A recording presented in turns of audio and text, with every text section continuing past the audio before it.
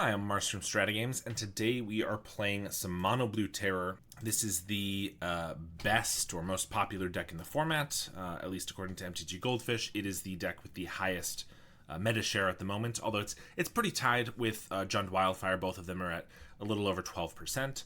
But I play a good amount of Jund Wildfire. I will certainly play some more.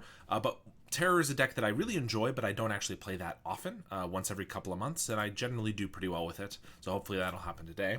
But it was just one that I was wanting to play. Not necessarily any super new innovations with the deck, it's just been a very solid list for a little while.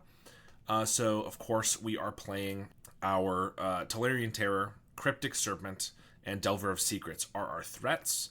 This is how we are planning to win the game, and we want to reduce the cost of our Tolarian Terror by filling our graveyard with a whole bunch of spells. The best way to do that... Hey, Ben, you are here right as I got into it. So we can fill our graveyard with Thought Scour, Mental Note. We can use those with Brainstorm to set up our top of our library and then clear the cards that we want to. And then we have some Ponders as more cantrips. We have a whole bunch of counterspells in actual counterspell and a couple dispels. I guess just 6 counterspells. Sometimes we play Spell Pierce, things like that. This list was not playing those. But we also have Demon Inferior as some pseudo removal. I mean, it's a tempo deck, so it doesn't fully remove it. It is still a 1-for-1, but our opponent can get the creature or non-land permanent back in a couple turns if they would like. We also have a couple Deep Analysis, which are great to mill and then draw 2 cards.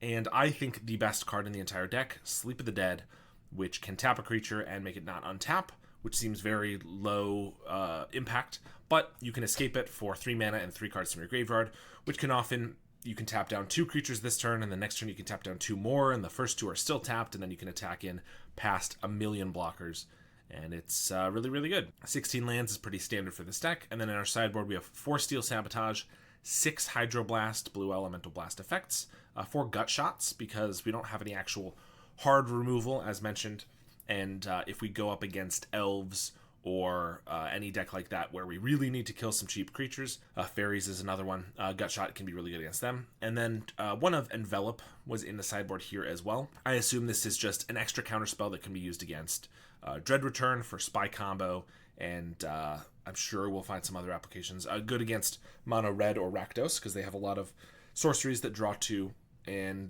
discard a card, although we already have a lot of Hydroblast effects for that, but, you know, it's just another card to do that. So, let's just jump into a league and see how we do. I've, of course, been playing a whole bunch of Esper Cryoblade, but I was wanting a bit of a break. I wanted to play something pretty different, so that's why we are jumping into this Terror deck. So, we'll see how we do with that.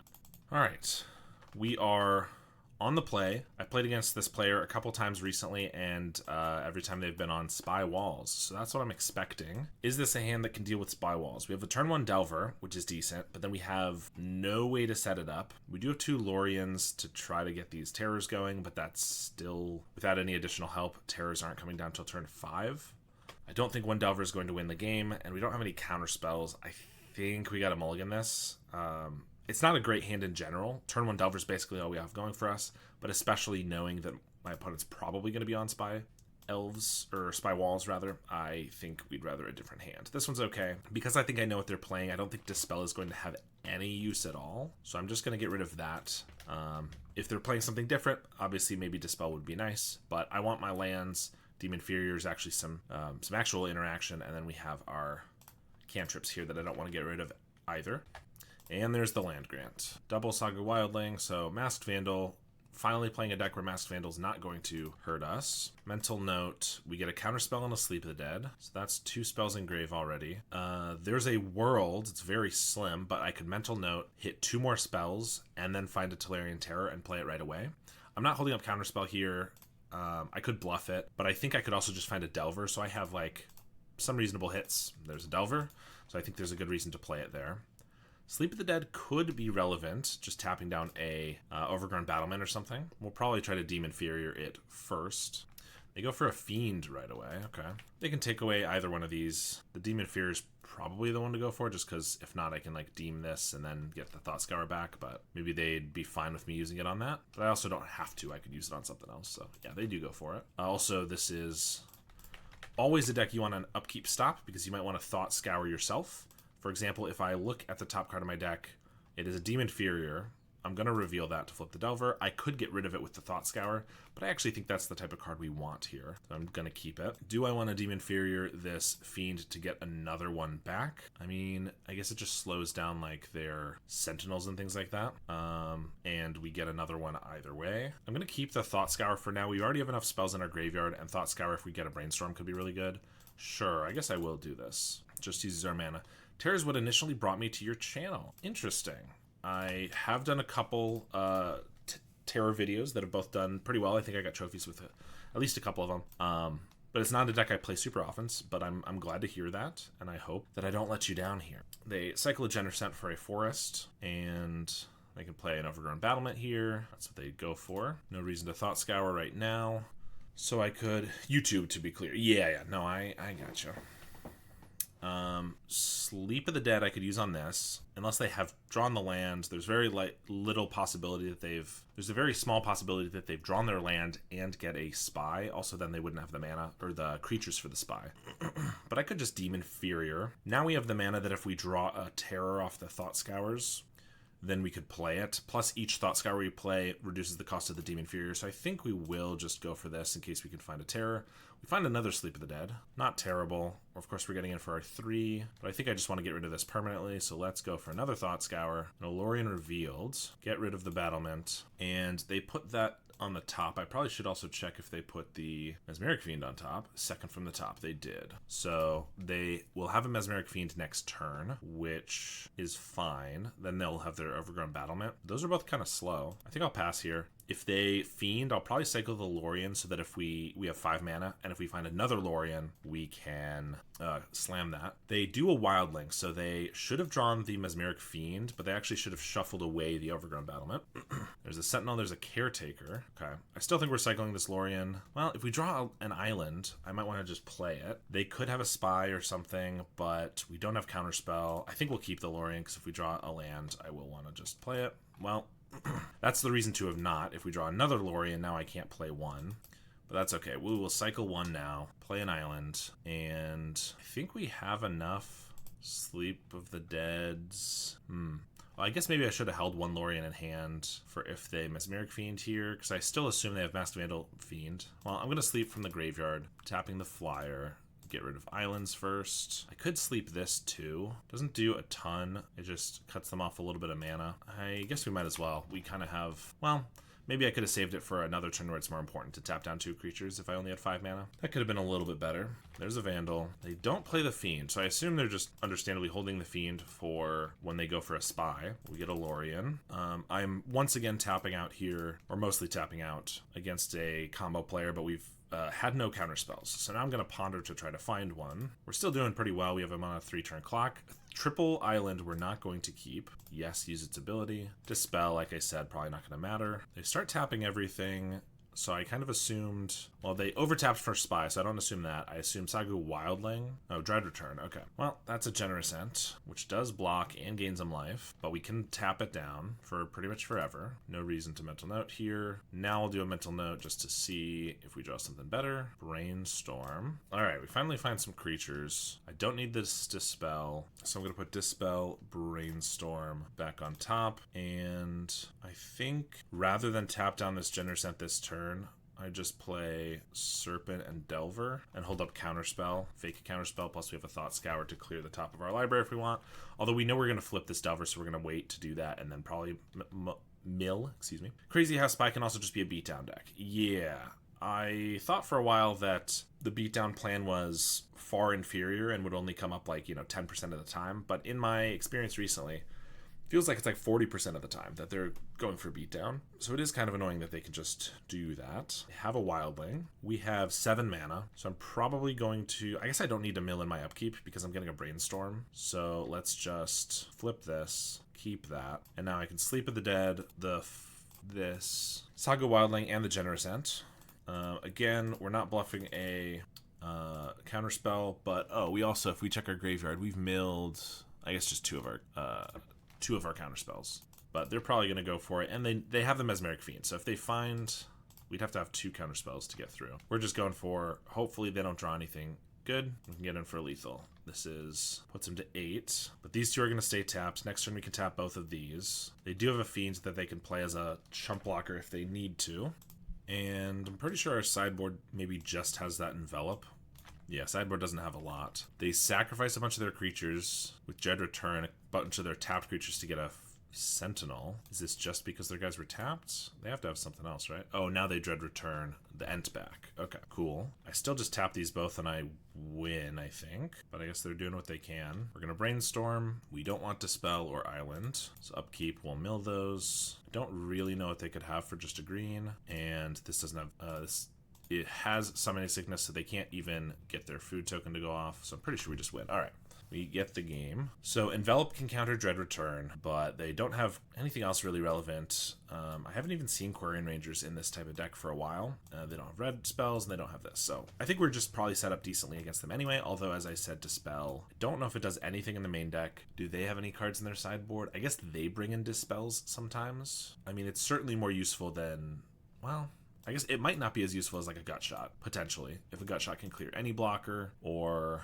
Yeah, but I'm not sure if it can. We'll leave the Dispel. I think it's possible that it'll have some use. And it didn't really screw us up. We were able to bottom it, and then just get rid of it with Brainstorms and things.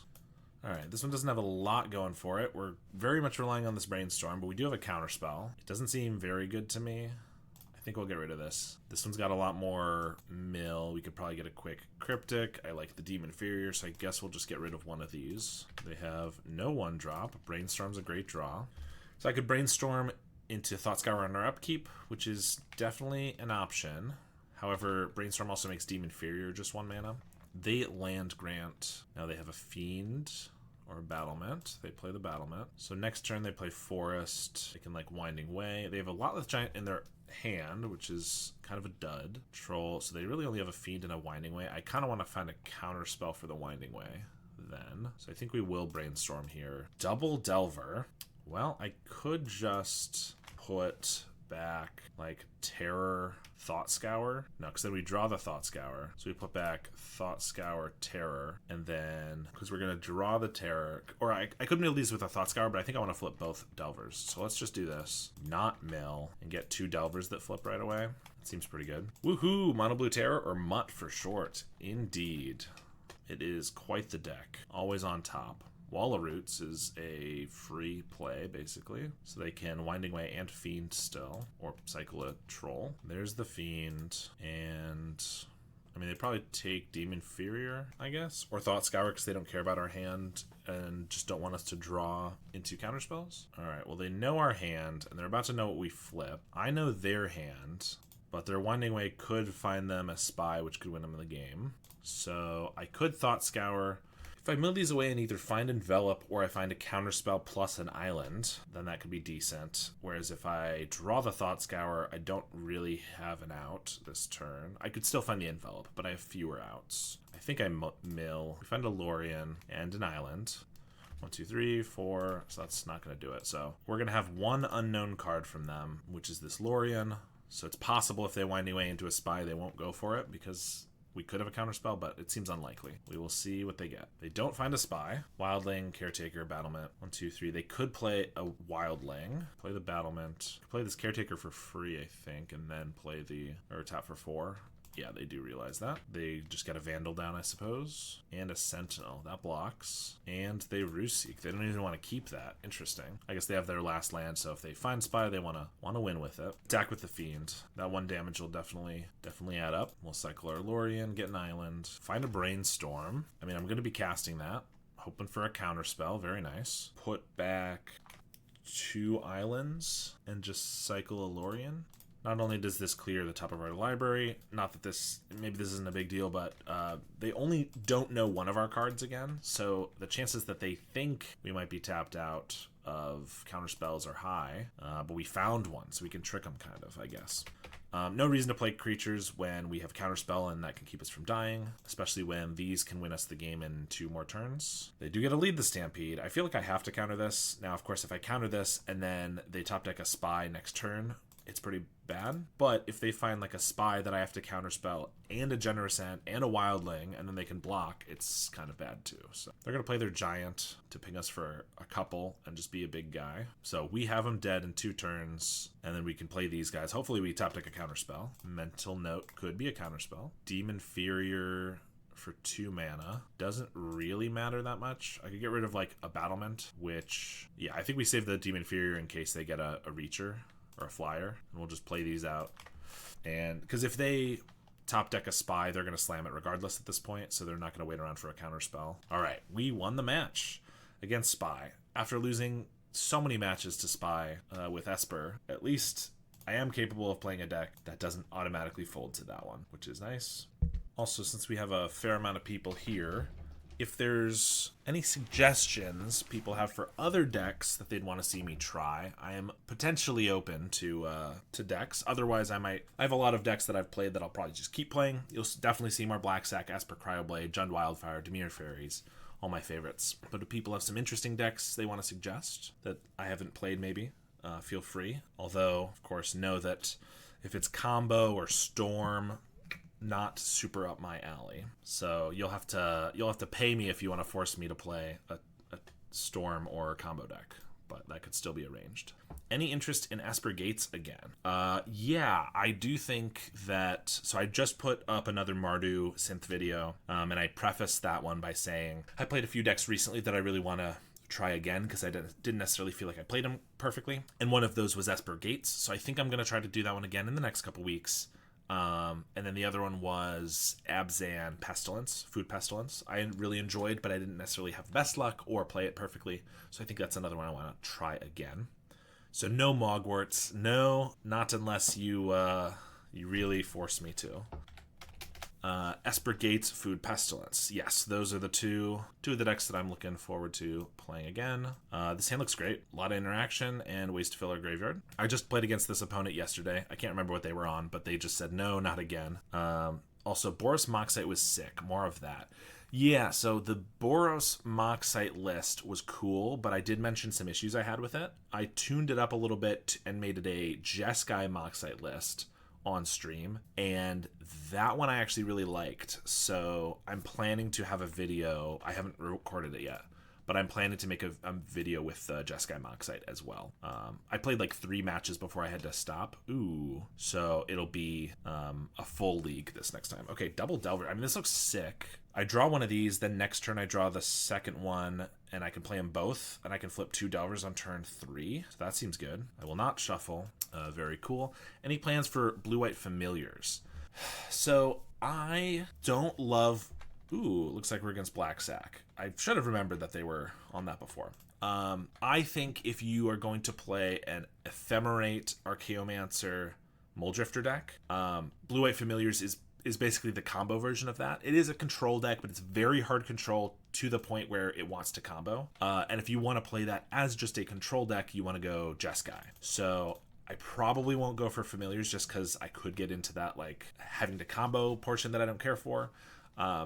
And I have played Jeskai on the channel before. It still wasn't my favorite, but I might do it again at some point. They do have this Shambling Gas that they can pick off a Delver with. I can't do much about that. Plus it looks like they have a stamina, but I could have just not played these. I think getting one of them flipped is still pretty good though. They're going to Village Rites and ping one off, I'm sure. Yes. Shutter. Check out Curb's latest video on Boros Moxite. That one was nice with Rafine's Informant. Okay. I saw that he had that video. I haven't watched it yet, but if that list is a little more tuned, because I think one of my issues was not enough cards to discard. So Informant could help with that. Not enough cards that wanted to be discarded or that could discard. So yeah, I'll have to look into that. All right, we do flip this. I'll just cycle a Lorien and then hold up Counterspell. Yeah, so I guess I could be persuaded to play the Boros again if there's a different list that feels a little cleaner. But I did kind of like that. I've mentioned my issues with Jeskai Cryogen and Synth. I don't really think that's necessary. But the Cryogen plus Moxite was pretty cool. I kind of liked that. What about some Coggates? That's not combo, right? Coggates is not combo. It's definitely a hard control deck. But I have no problem with that. I've played Coggates before. Probably, I don't think it was too long ago, a couple months or something. But yeah, I could probably play some more Coggates at some point. I'm not here trying to tell you every deck that you love is combo. And there's nothing wrong with it being combo, it's just not my preferred. I could counter this. It's not bad. Kind of want to run them out of cards. I have 2 counter spells. If they follow up by like Carrion Feed or Beetle or something, it's kind of annoying. But I kind of want to just get the 2-for-1, I think. Well, it's a 1-for-1, but not let them get the 2-for-1. Okay. Now the Marauder, the Aberration. That's pretty good. Maybe I should have just protected that. This is definitely a... I mean, they're only on 2 cards. I think we have a decent shot here. But generally, this is a good matchup for Black Sack because they have a lot of ways to chump our guys and block our guys. We do get a Cryptic Serpent. I have 1, 2, 3 spells in Grave, but we're about to put these 2 there. I'm not going to play a Serpent until I can hold up another counterspell in case they have an Unearth or another Marauder or something. It's okay, you can just say you hate me. I do, in fact, hate you. Never suggest a deck ever again, please. We'll counterspell the Vampire. What did we put on top? Mental Note and Sleep of the Dead. I definitely want the Sleep in the Graveyard, but Mental Note I could keep. I don't think I really need to. Let's just get rid of them. We get our Island and a Serpent. Ooh, they only have 1 card left, so I could Serpent here, and then next turn I could Serpent with a counterspell up. So if they kill the first one, I still have the second one to protect. I think... they only have a Carrion Feeder. I think it's probably safer if I just pass. Serpent, hold up counterspell, then Serpent again. If they have an Unearth or something, I can counterspell it. I'm going to let a Shambler go, but if they have like a Stamina, I might counter that. Lorien. Do I just want more lands? I guess with the Sleep of the Dead, I probably do. And I already have the tools to win the game in my hand, so I don't really need to draw 3 here. Yeah, the thing about Pauper, and maybe every format, but Pauper's the one I'm most familiar with, is that there are definitely a few decks that are in between archetypes, and that's totally fine. But it's like, if any of them cross a little bit into combo, I don't care for it as much. But yeah, like Azorius Familiars, I would say is pretty much a control deck with a combo finish. And so still you're gonna go combo a lot of the time. Even if it's not like infinite combo, it's still just like Ephemerate for Archaeomancer is basically a combo because you can just keep getting back a counterspell or whatever once you've controlled the game. Alright, I could Sleep with the Dead the Nested Shambler so they can't block, but I think I'd rather probably just get down both of these guys and counterspell hold up. That was the perfect way to say that sentence. If they have a Stamina here, I think that's fine. I think my bunch of guys here is probably just going to be good enough. Yep, they just chump and sack, play a Serpent, and play a Delver. This might be the very first time, since again I don't play Terror too much, this might be the very first time that I'm playing against Black Sack as Terror instead of playing on the opposite side, because often I'm the one playing Black Sack against Terror. Okay, we get to bring in pretty much just Gutshot. Gutshot can be kind of awkward, can be not great, but it can do things like intercept a Supernatural Stamina on any creature, but also if they just... Often they might... When I was playing against Terror, before I knew they started siding a Gutshot, against most blue decks, I just like to lead on a Carrion Feeder or a Beetle, because I like to get the aggression going, but Gutshot makes that a lot harder. So I think we'll bring those in. Sleep of the Dead's great. I guess we don't need Deep Analysis probably. Demon Fury is very good. Dispel is good. They have a lot of instants. I guess I just have an evil combo Loving Heart. Exactly. And I guess that's fine, but just keep it to yourself. No, I'm just kidding. I could cut Ponder. I mean, obviously cantrips are good, but I don't want to cut counter spells. And Dispel for like Corrupt Conviction, Stamina can be really good. They'll probably also have some number of Snuff Outs or Tragic Slips they're going to bring in, so Dispel's good for those too. Mainly a mono blue Terror player, but haven't added Gutshot yet. It'll be cool to see how it plays out. From what I've heard and played sometimes, some matchups are really tough without it. Like Elves is a very tough one, because you can't... you only have a couple bounce spells, you only have a couple counter spells, you can't counter everything, and they go too fast. But if you're able to just Gutshot a Priest of Titania or something at the right time, it can be really good.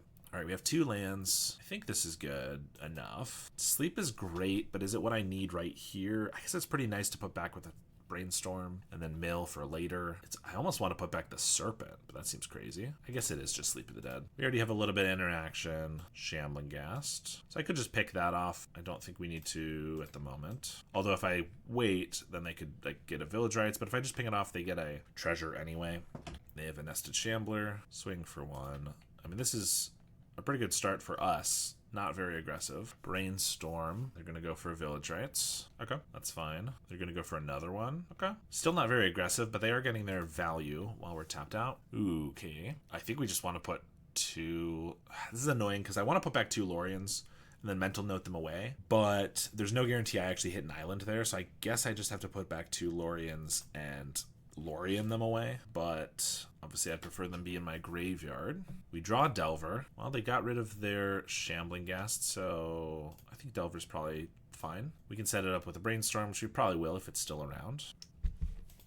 We will not be blocking a Squirrel token. Not this time. Ghoul Caller's Chance they're playing. Okay, for Shambling Ghast and Nested Shambler. Fair enough. They could Ghast, and if they have a Village Rites or a way to sack it, like a Carrion Feeder, they could kill this. They don't. Okay. They're getting some good value, but they're not pressuring us too much. I'm going to Brainstorm here to make sure the Delver flips so it doesn't die to a Ghast. Another Delver, so I can set that up too. Let's go Lorien Brainstorm. I'm going to draw back the Brainstorm. Sure, that's fine. And we have an island. We have 3 spells in our grave. Again, they haven't pressured us a lot, so we can feel free to attack. I could Delver here. Well, I could Delver here, and Ghast could pick it off if they get a sack spell, but they didn't have one, at least for 1 mana, so maybe they have a Vampire to kill this turn. I could Gut Shot this to make sure that doesn't happen. I'm not getting a lot of use out of Gut Shot as is with everything here, so maybe I do. Yeah, I think it's fine. Gut Shot's really good for the early turns, but now that they have enough guys, it's not going to kill a Beetle or a Carrion Feeder at all. It could try to kill a Bloodthrone Vampire, but then they're going to sack something else in response anyway, which means I'm just giving them the ability to choose what to sacrifice. So I think it makes sense to just do that there. The other reason to hold it is, as I mentioned, like a Supernatural Stamina with the Shambler. So I could regret it if they end up doing that, but they didn't do it there when they attacked, so I think it's probably not happening. They have another Ghast, though, and a Shambler, but nothing else. Okay. I could Brainstorm. I already know the top card of my deck is a Lorien, so I don't really need to, but it lets me put our Serpent down. Yeah, we'll just go for the Brainstorm. Ooh, and we get a Terror. So let's see, I can put back Lorien, Mental Note, flip on a Mental Note, and then play Terror and Serpent and hold up a Mental Note. Seems good. Oh, Mental End Step, and then Brain for Upkeep for Delver. Yeah, that could have been better. Because we're seeing more new cards. I guess I don't love, in that situation, it didn't feel like there was any neat reason to use a mana on this turn, because if I draw a counterspell, I'd like to Serpent with a counterspell up, and if I've used a mana, I can't do that. Now I want a Terror and Serpent with the Mental Note, so that could be different, but it didn't feel like there was a reason to use the extra mana. But I guess I could have been, it would be more cards to dig for that counterspell. So maybe it would have been better. So I think that's fair. Oh, we're also only at 5 spells for our Terror. I didn't realize. Well, I could just play the Terror, but I might as well Mental Note then. In which case, I needed to use that mana anyway. So maybe I should have Brainstormed. Although we didn't know we were getting the Terror, so I think it's still kind of not 100%. But they've not seen a sack outlet except for draw 2s, and yeah, they're in a rough spot. Although they could, if they kept Rite of Consumption, I just played a deck with Rite of Initiation. If they kept Rite of Consumption in, they could have a Vampire and Consumption for 1, 2, 3, 4, 5, 6. That would be 11. So they would need 2 more creatures, I guess. I'd like to see more cards and get the spell count higher. Yeah, I think you're probably right. I think that probably would have been a better play. Seeing more cards would have been good. And especially since I kind of blanked on the fact that the actual Terror was still not 1 mana. Getting 2 spells in the grave would have been good. So I like your play better. But we have them on a 2-turn clock here, even with their chump blockers. They just have a Beckoner. All right. I mean, they can trade with one of these guys then. They will attack with a Shambler. I will certainly not block it. I guess I have Counterspell. I probably just swing a double Counterspell. Yeah, I think I just swing with these guys now. There's really no reason to attack with everything, get chumped, and potentially open ourselves up to losing 2 attacks. Goated hand. Yeah, I mean, this is definitely what kind of hand you want to have when you have more than 2 creatures on the board, let alone 4. They're going to Conviction. Obviously, we'll just stop that. There's a world where if they Conviction and have 3 cards in hand, they could have 3 cards that I want to Counterspell, and here I can get Counterspell both of them. And they give us the GG. So we take down maybe the other best deck in the format, Black Sack. Third best being Esper Cryoblade. Of course. It's definitely one of the best decks in the format. 100%. I would never say anything against that. In my heart, it's the 3rd best, for sure. In case people didn't see, though, talking more about Black Sack, it won another Pauper challenge yesterday. Hamuda, who's been playing the deck pretty consistently in the challenges for the last couple of weeks. I can't remember. They might have been the one who won the challenge, one of the challenges a couple weeks ago, but they've been making a ton of top 8s at the very least. So yeah, they won the challenge with the goat. All right, we do have 2 lands with the Tolarian. We have a Ponder. If we can find a way to put like a Brainstorm to put this back, it's decent. We're on the play. We'll keep this one. It's not the best ever.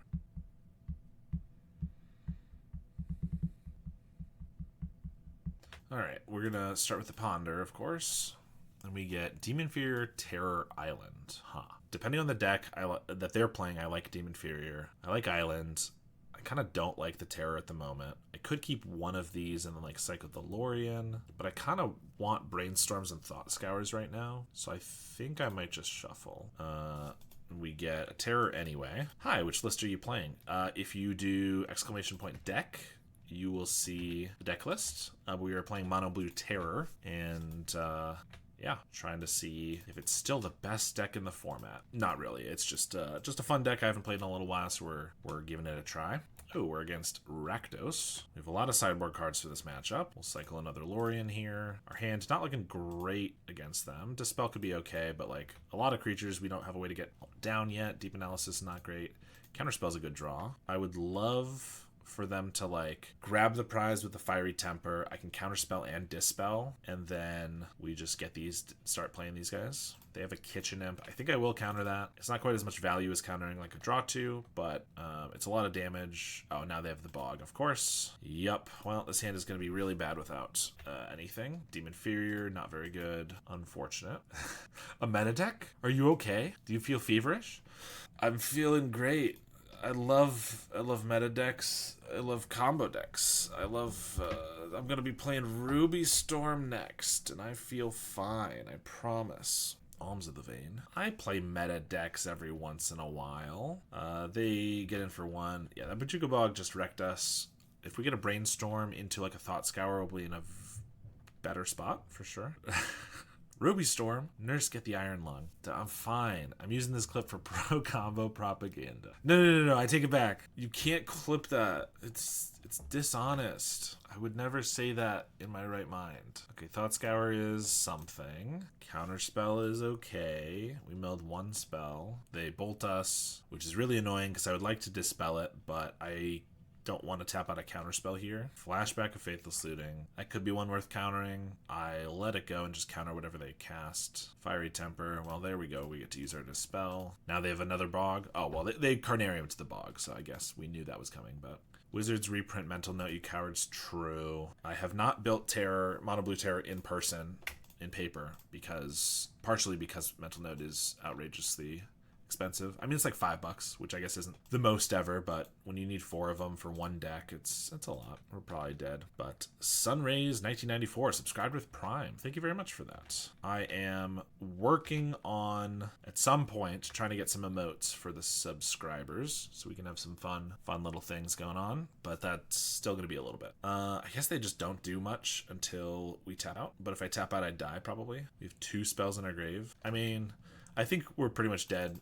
I don't think doing nothing helps, so I'm just going to Deep Analysis and hope that they have drawn really poorly and don't actually have anything to do. We have 3 spells in our grave, so I think I want to take this opportunity to discard another one. It's like a third of any other deck. You don't get me started on low dispel. Yeah, no, I totally agree. Like, 4 being a format that should be very cheap, $5 is an outrageous price for a single card. I totally agree with that. I mean, they don't have a very good hand, but Bolt is going to kill us. All right. No, I know. I mean, I certainly don't want a Pauper Masters or anything, but I would just love for them to do another Commander Masters or whatever that reprints Mental Note, Dust to Dust, Relic of Progenitus, Lotus Petal, Pyroblast, Hydroblast. I know that those have been reprinted in Master sets, but they're still expensive. Beetles for Black Sack are €5 now. That's crazy. I guess I'm sorry. I didn't mean to do that. I don't think they're expensive here, but that is very unfortunate that they are a bunch in Europe. I think Deep Analysis can cost us life, so we don't want that. Demon Inferior, their creatures are not really the best to care about. We get all these good counter spells. What's the conversion to Freedom Bucks? I mean, the conversion would be like $5 or $6, but I'm not sure that Mortician Beetle actually costs that much here. Morty B? Morty, I turned myself into a sack outlet, Morty. I'm carrying Rick. All right, dispels are fine. I guess Sleep of the Dead is not super effective in this matchup.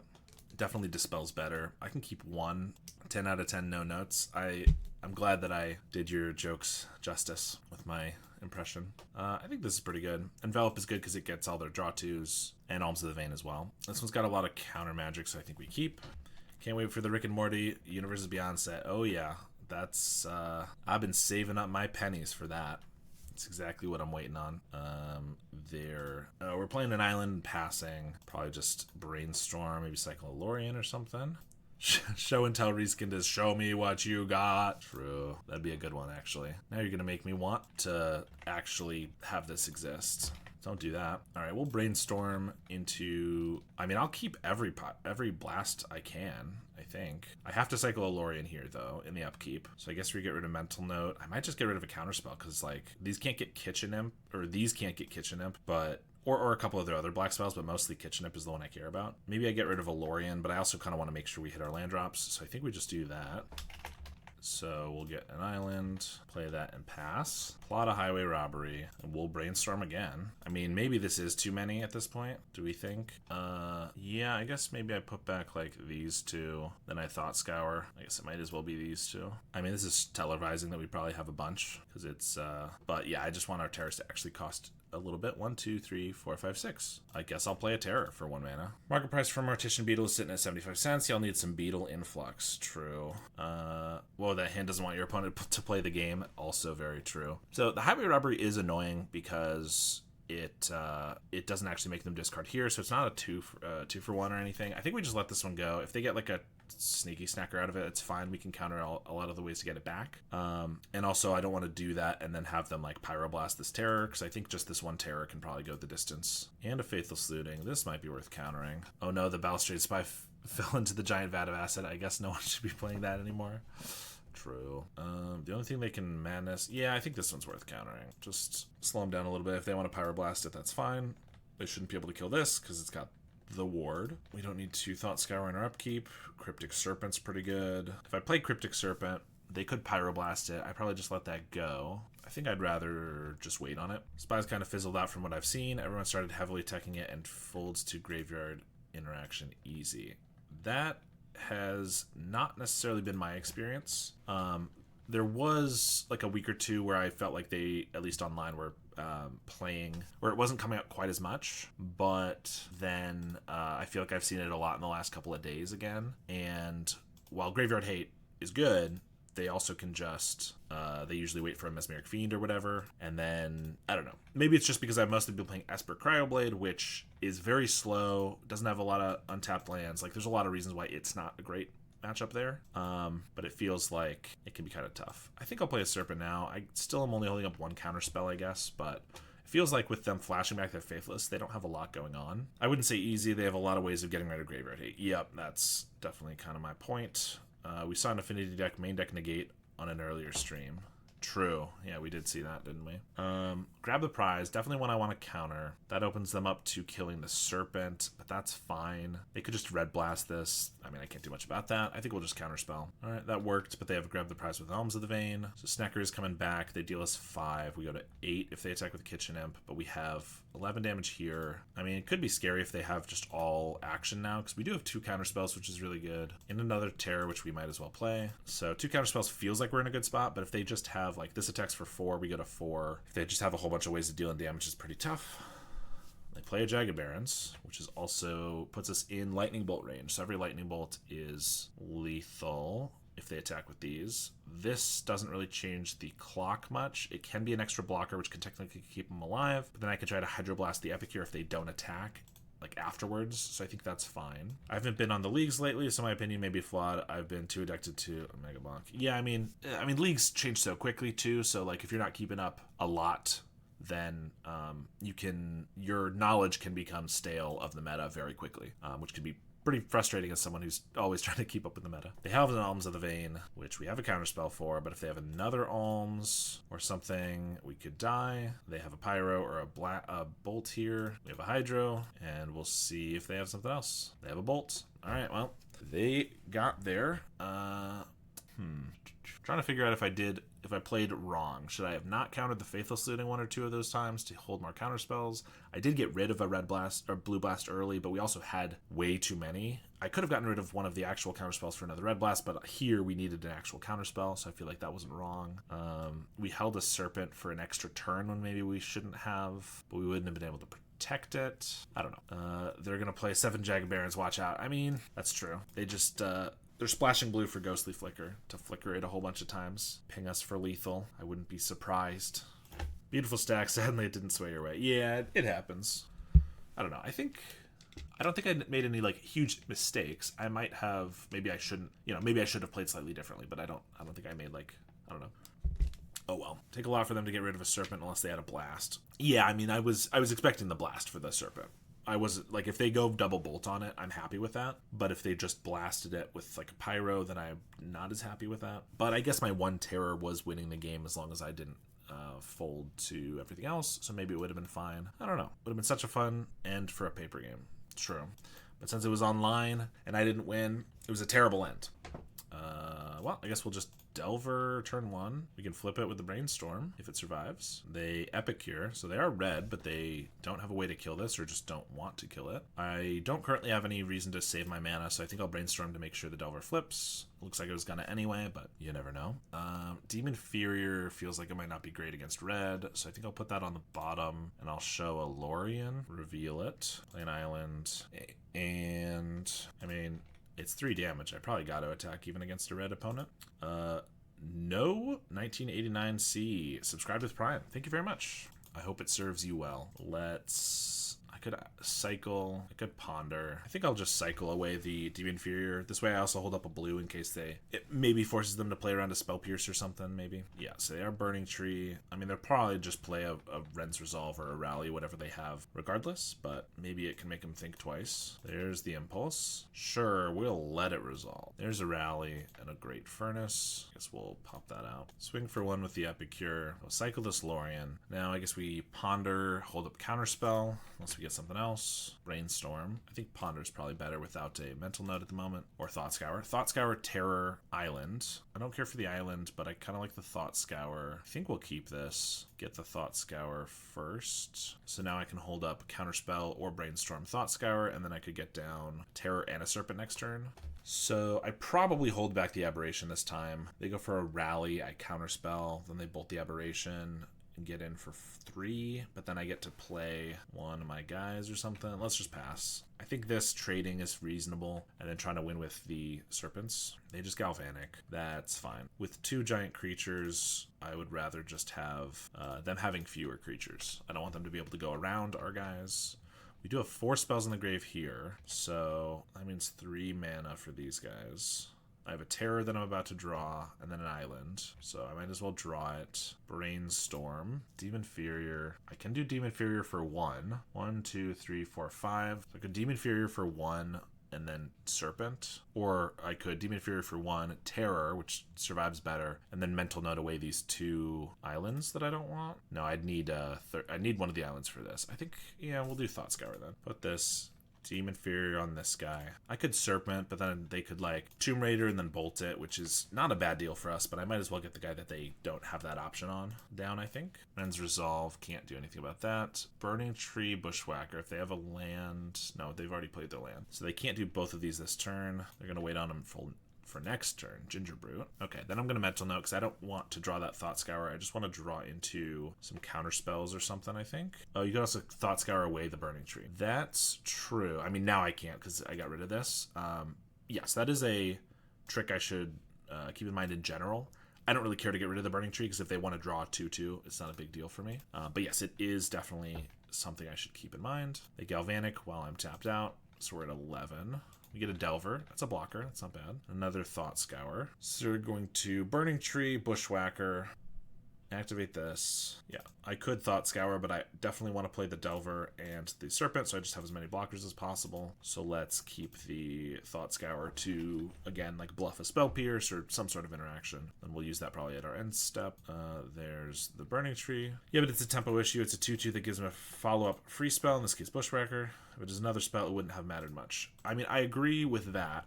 but in this situation, the 2/2 wasn't my biggest concern. I would, like, we didn't know about the Bushwhacker, so that factoring that in is not relevant. And so milling that, I mean, they could draw whatever else, right? They could draw a better spell, they could draw a worse spell, or a land. But as far as spells go, this was one that I was kind of okay with them getting. I'd kind of, with my Terror and my Serpent, based on what we knew at that time, I would rather they get a random creature, even if it's basically free, than them getting a bolt or something that I have to draw counterspells for.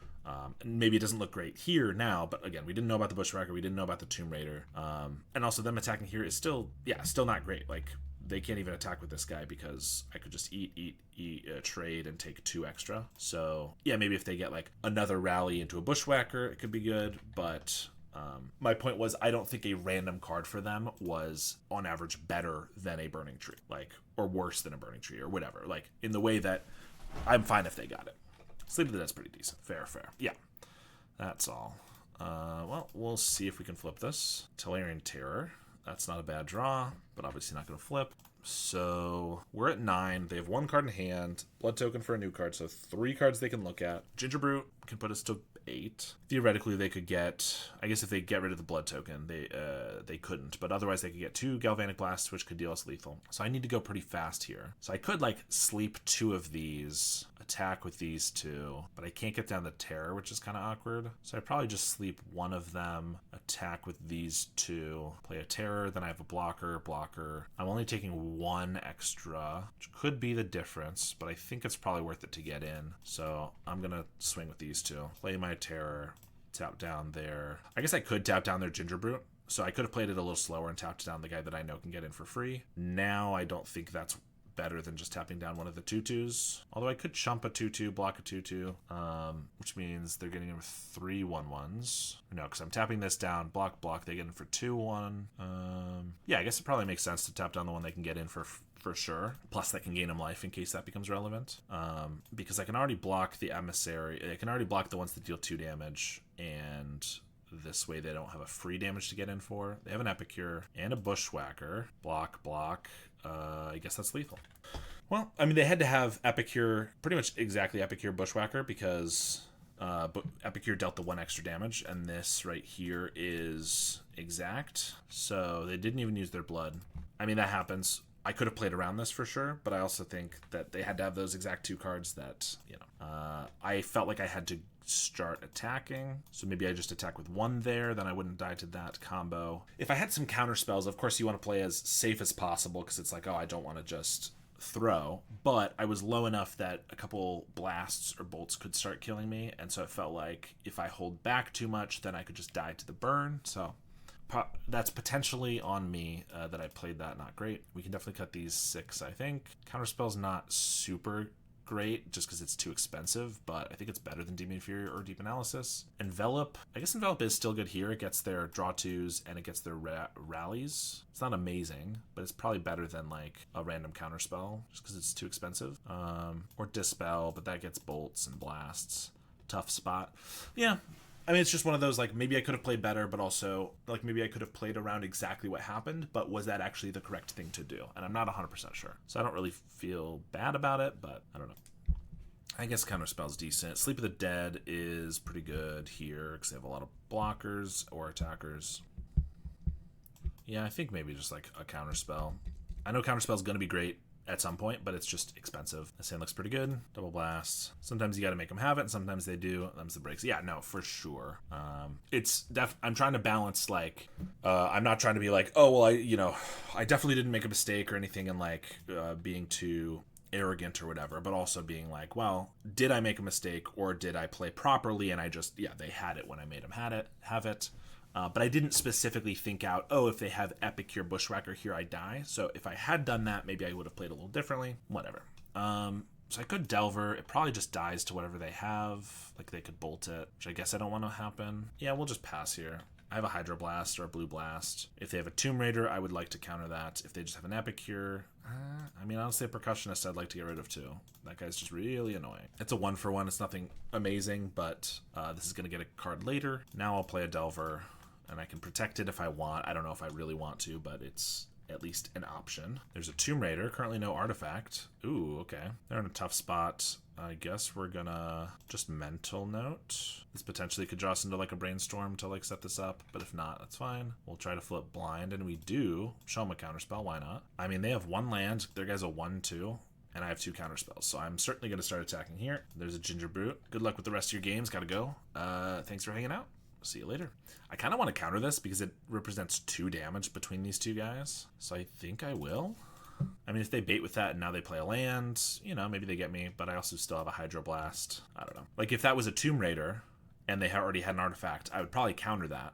And it was essentially a Tomb Raider in that it was adding 2 damage for 1 mana. So plus, with they're stuck on 1, I just kind of want to hold them back as much as possible. Next turn I can Lorien Revealed, which I might. They do get a land here, and I'm definitely going to Hydro a Burning Tree because it could be a Burning Tree into, I mean, a bunch more Burning Trees potentially, but also obviously a Rally or a Ren's Resolve. But also I kind of want to slam this Lorien since I have not much else to do. I could hold up a Dispel. I don't think we're going to do that. We're already pretty ahead, and I don't want to waste this 5 mana, and we draw really well. This does give him the opportunity to kill the Aberration, which is annoying, but that's fine. I don't think I'm not playing that Lorien ever there. Ren's Resolve into a mountain and another Ren's Resolve. They do Pyroblast. Ooh, so they don't have a Bolt, it feels like. Unless they want to save the Bolt or Blasts for damage at my face, but we need to draw something. But any creature is really good. 2 creatures is great. I can play both of those. I might as well keep an island so I can hold up double Blast. Well, we'll hold up a Dispel and a Blast, play a Serpent, play a Terror, and we'll pass with double Counterspell plus another Blue Blast on top. I did it this way because the chances that one of their cards that they play, like, I'm gonna counter this probably, although do I need to? These guys are lethal, so if I just counter whatever they play that are creatures, I think that'd be fine. Oh, they just hit another Furnace Ren's Resolve. Well, they can't really play those this turn. So now whatever they play that makes creatures or kills one of these, I can counter. Tomb Raider, well, I don't need to counter that. I'll just let it go. If they play a 3rd creature, I cannot actually kill them both here, but they tap out but don't have they don't play anything with the other mana, so we can just Blue Blast both of these. I guess they technically could survive if they have 2 Fire Blasts that they want to use on the Serpent, but losing 4 mountains I don't think is going to be a winning strategy anyway, so we win the game there, and we'll run it back. Turn 1 Delver, Sleep to slow him down, Serpent. Feels like we need at least one of our counterspells. This doesn't feel very good to me. This is better. A little bit of interaction, maybe a quick Terror if we're lucky. There's a Percussionist. We will play an island and hold up interaction. We'll counter just about any 2-drop they play. We can kill that even if it's after on the field, so if they only have 1 land here, I guess we're going to take this out. Take a damage. Brainstorm is nice. Let's do that. We don't need this many Thought Scours. Let's put a couple of these back. Hold up Dispel. Thought Scour. This will put 5 spells into our graveyard, so I can do a Serpent next turn. They do a Tomb Raider, swing for 3. We will Thought Scour ourselves. We get an island and a Delver. So I could play a Serpent. I could do a Thought Scour and a Terror so that it can't die to a Pyroblast or like a Bolt. I could just hold up Dispel, though. I think I'm just going to go with the Serpent. If they have a Pyroblast, I can Dispel it. If they want to attack this into it and then Bolt it, I'm good with that too, because I can Dispel. And this way, if I cast anything here, which I probably will, I can play a 1-mana Terror instead of being forced to play like a 2-mana next turn. They attack with a Percussionist. I think they're trying to hit a land, clearly. Maybe they got it and they know they can get in for a damage for free, but I'll just take it. There's another Percussionist. Can't do anything about that. Thought Scour. Hit another Terror, and that is 6 spells. So double Terror. Ooh, there's a Lorien. Double Terror and Dispel. Seems good. So I do have to let this Percussionist find them a thing, but I want to get through their attackers now that I have a pretty formidable army. Attackers and blockers, so we're going to swing, and if they get a mountain, good for them. And it is a great Furnace. Even better. I could play a Delver, but I think I'd rather hold up some protection, and Delver does not really do much on this board anyway. There's an Emissary, can't do anything about that. I would definitely prefer this to be an Envelop, I think, because chances are the follow-up to this is a sorcery, not an instant. But then again, if they do Pyroblast the Serpent, Dispel will be handy. Obviously, Red Blast would be better, but I already have a bunch of those in the deck. There's an Epicure, and they can use the green to discard to the blood if they want, or just play a Ginger Brute. Okay. Another Delver. Well, I think I attack... Well, let's think this through this time. Try not to die to the same way we died before. I kind of want to attack with everything. They could just take it all, which is 16. They go to 4, so everything's lethal next turn. But then they have a lot of guys. I'm going to play 2 Delvers. If they have a Bushwhacker, I could block 2, and then they'd still get in for 10. But I could block the 3 power guys if I want, because I'd have lethal on them next turn. I guess if I attack with 2 of these guys, then I still have a lot of guys to deal lethal next turn, so maybe it would just make sense to attack with 2 of them, leave back an extra blocker. I think that makes sense. So I'm going to have 3 blockers and a Dispel in case that comes up. Opponent cards in hand? I'm not sure what you're asking. They have 3 cards in hand, so they could have a bunch of stuff. They have a Mountain off the top, so they're going to have 3 mana. And I'm not really expecting an End the Festivities or Cast into the Fire for these Delvers, luckily. They could certainly have a couple bolts. There's an Impulse. Lightning Bolt and a Mountain. I have the bolt covered. Oh, the number on mobile, it's way too small. Oh, I got you. Yeah, 3 cards in hand. Sorry, I didn't realize that that would be teeny tiny on mobile. That makes sense. But yeah, 3 cards. Now they have a Mountain and a Bolt. They've already played their land, so if they Red Blast this, I can dispel that, which means they have Bolt for next turn. They did chump one of these, so they only have to chump 1. Let's see if these Delvers flip. Island, it does not, and I have no way to get rid of that, unfortunately. So Delvers are staying back. We attack with everything. They have to block 1 of them. They probably throw this here. They have 3 of these, plus a Lightning Bolt, which I don't have anything for now. So they chump here. We can block. Bushwhacker deals us 4. Bolt puts us to 3. This deck sometimes plays a Fire Blast, so maybe I need to play around that. If I just attack with 2 of these, they don't have to do anything, though. So the third one is kind of free in that, like, whether it blocks or, like, it forces in a blocker here, or if we leave it on defense, it blocks 1 creature. So I think it just makes sense to swing with all 3.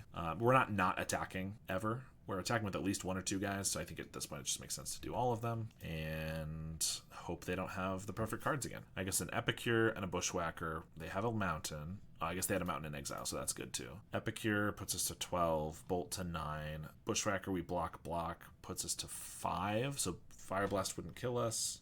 They have another Ren's Resolve. I mean, the good news is that means they don't have what they need to win here. They're looking for something else. They find a Bushwhacker, a land they can't play this turn. We know Bushwhacker isn't going to do it. They might not be dead this turn because they can block. They want to use this Bolt, though. So they play a 1-mana Bushwhacker. They Bolt, probably face. If we flip these Delvers, they are dead, so they actually might need to kill a Delver. But they really have to have some good cards in hand if they're going to lose 3 creatures here and still potentially win.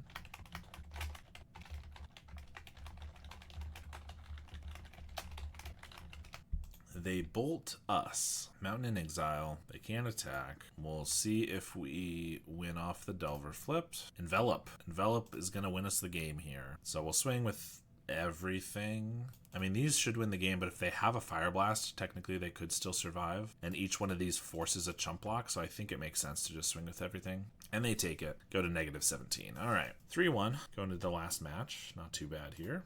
Which matchup did you lose to? We lost to Rakdos Madness.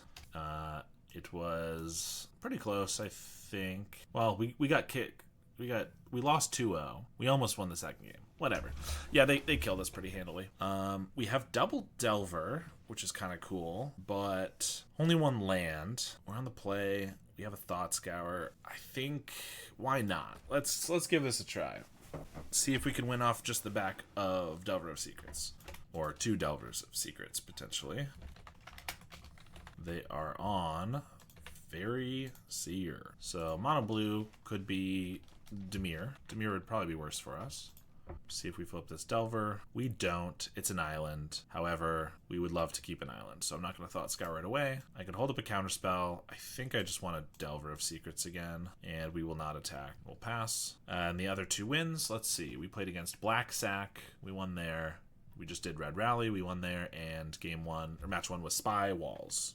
They swing in with the Seer. They have the Ninja. Nice run. Thanks. Yeah, we're not doing too poorly, I think. Do I want to Thought Scour now while they don't have the potential to Spell Pierce? Not that I think they'll care about Spell Piercing us.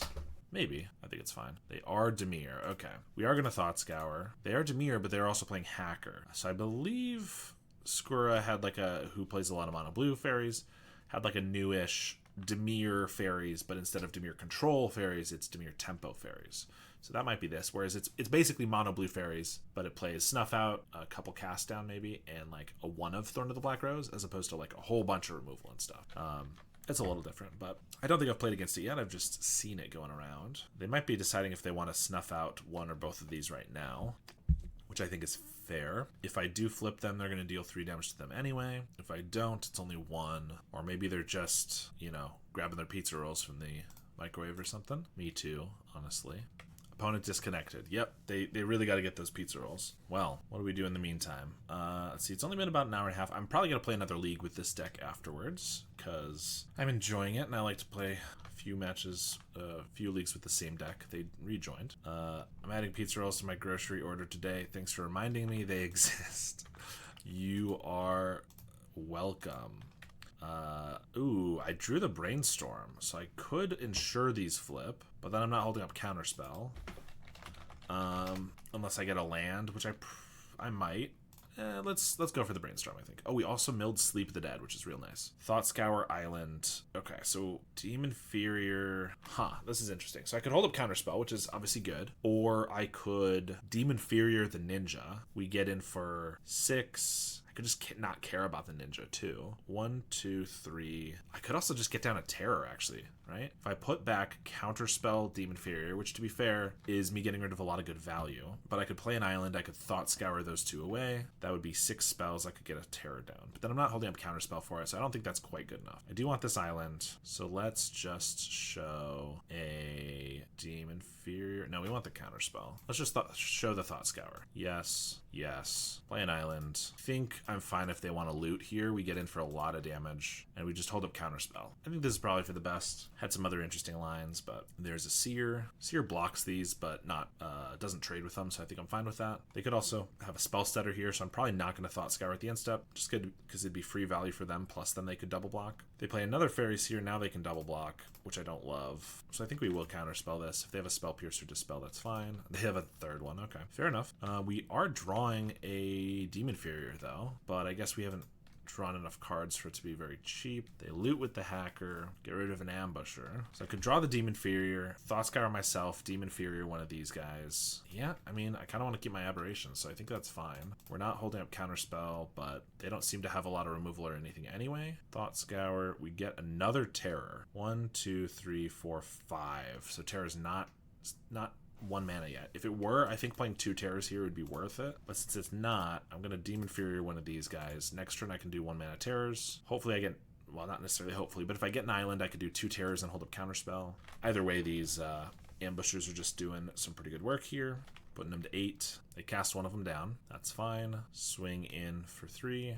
And another Fairy Seer. I Counterspelled 1. Oh, I put it on top and they drew it again. I gotcha. I was like, wait, didn't we already see 3 of those? All right. Serpent. They have 1 card in hand. So I could double Terror, but I actually can't hold up Counterspell then. So I think it makes more sense to just Serpent, Terror, and then next turn I can Terror, Counterspell. Or potentially, if it gets me lethal, I can just like Sleep the Dead one of their guys. They play a Thorn of the Black Rose out of desperation. We get an Island, so I'm just going to sleep their Thorn and then attack with everything.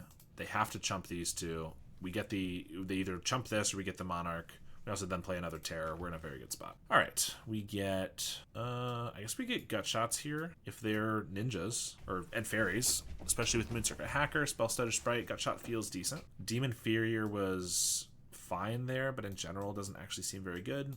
They have a lot of ETBs. They're ninjas. Sending those back can be decent, but we also can just block them. Dispel is obviously good. I like Deep Analysis for card draw. If we're kind of tempo v tempo. If at some point it goes kind of more controlling of a game, later game, I think having the extra card draw can be really good. Sleep seems good. Yeah, I think I like everything else, so just straight swap of removal. Seems decent to me. We have Double Delver again.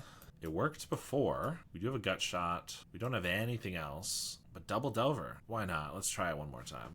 Can't possibly go wrong. We draw an Island. Very nice. That's exactly what we want. Also, Delver is pretty good against the fairies deck, because even if we end up on defense, it just blocks all of their fairies. It can trade with most of their ninjas, well, pretty much all their ninjas. They ponder, see if we can flip this one. We do off a Thought Scour. Swing for 3. I could just hold up Counterspell to protect this, but I think it just makes sense to play another one, especially when they don't have Spell Stutter up. Although I guess Gut Shot can counter the first Spell Stutter, basically. Preordain, 2 to the bottom. They're looking for lands. Oof. I'm going to Thought Scour, not waste our mana, even though I could use it to, like, scry with this. They Spell Pierce, that's fine. We don't flip the second Delver. We get an island, though. Not the worst. Attack for 4.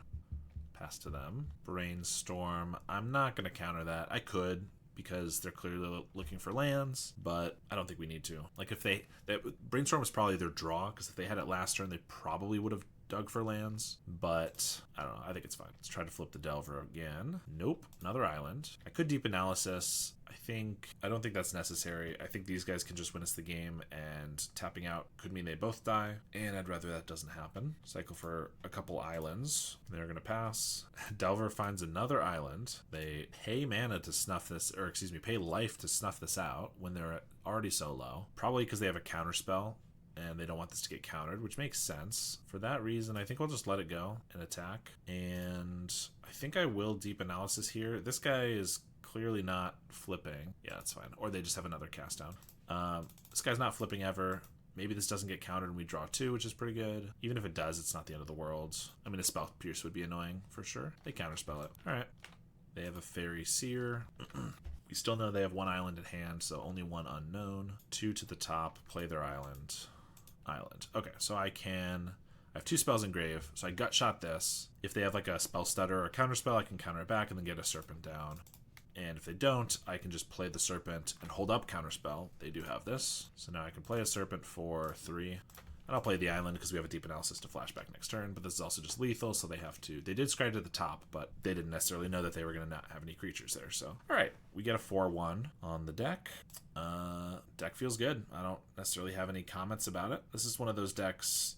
a few of the meta decks I play, like, I'll mess around with and stuff, but some of them I just like to take whatever the people who know what they're doing have decided is the best, and it feels really, really good. So I think we're just going to jump back into another league.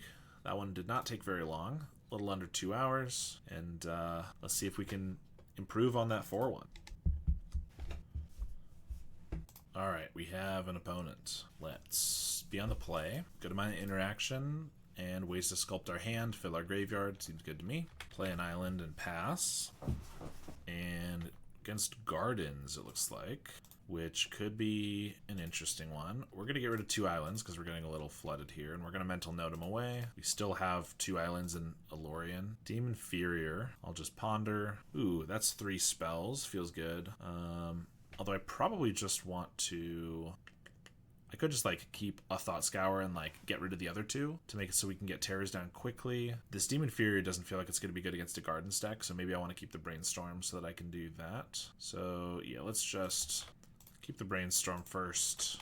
Feels like this might be a tough matchup because they have a lot of removal, but maybe our counter spells can get there. Play an island. I mean, I could Demon Inferior this plant right now. I think we'll just pass. Crypt Rats. I could counterspell. Probably makes sense. They're trying to be like, oh, well, I'll just play it for when I need it later. I could Demon Inferior it, but I don't think, like, it'll just come back. I could then Thought Scour it, which is kind of counterspelling it, but I think this is fine. We have a lot of these. Our graveyard's pretty full. I will say they do play Bajuka Bogs often, so if I put too many spells in my graveyard, it could be annoying. If they then get rid of them, I think we're going to do that, and then Mental Note, though. Sleep of the Dead could be decent. We get an island. I think I'll pass. We're doing that thing that sometimes the deck does, which is just not find creatures. I'm going to cycle an island, or excuse me, a Lorien for an island, and I can just tap out for a draw 3. Yeah, I'll keep the Thought Scour. Don't really need to use it right now, and if we do need to refill our graveyard later, I would like to have it. Another Lorien isn't bad. Let's just do this. If they tap out, or rather, if they play like the Initiative or the Monarch here, kind of bad. Maybe a reason to not just tap out like that. They draw a couple cards as well. I did find one Delver, and they have a Spell Bomb and a Campfire. I feel like they should probably just Spell Bomb now with as many spells as we have, but I guess they are not worried about it. Okay, they do it in our upkeep. That makes sense. Upkeep is the, or even draw, because if I knew the top card of my deck or something and wanted to like Thought Scour it away, I could do that then, but double Delver is decent. Let's start with a Brainstorm. Now we get our Serpents, so another Lorien. I think we put Sleep of the Dead. I kind of want to keep Loriens to like keep up with them in card advantage. But we also need to get spells into our graveyard for these guys. So maybe I can put one of them back, play our Delvers. Of course, we're not going to Thought Scour until after we flip these. They're going to Defile one. I don't think we're going to save the first. I think now we're probably holding this for like the Monarch or whatever. And we can now Thought Scour safely and then maybe get these guys down. Demon Inferior, so that puts us at 4 spells in our grave. I still don't want to cycle the Lorien though. They can't. Campfire. 4 spells, so we can do 3 mana for these guys. Let's do a Serpent, hold up a counterspell, cast it down.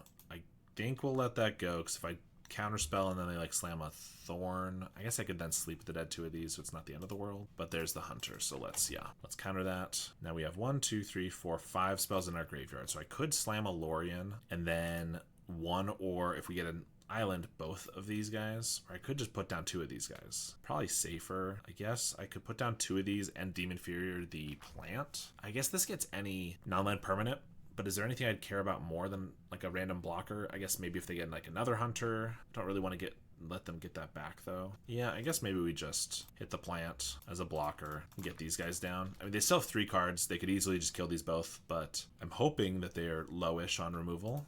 There's a Cast Down, and there's a Tithing Blade, so maybe not so much. And a Lembas, I mean, they're mostly out of cards now. We do have a Lorien. Campfire. Deep Analysis is also really good. We're going to go for the Lorien, and okay, I'll just hold up Counterspell for any Hunter or something they get. They have an Insight. Not going to counter that. I think I really need to counter the emblems here and not much else. They Offering, but it is annoying they're going up on cards again. Gonna Mental Note, Brainstorm, Thought Scour. Let's pop out this graveyard, not the exile. Terror, Serpent, and then what's in exile? So that's 3 and 2 Delvers. Okay, so I have 7 creatures left in the deck. Let's just Deep Analysis. There's a Serpent. We'll hold up a counterspell for it.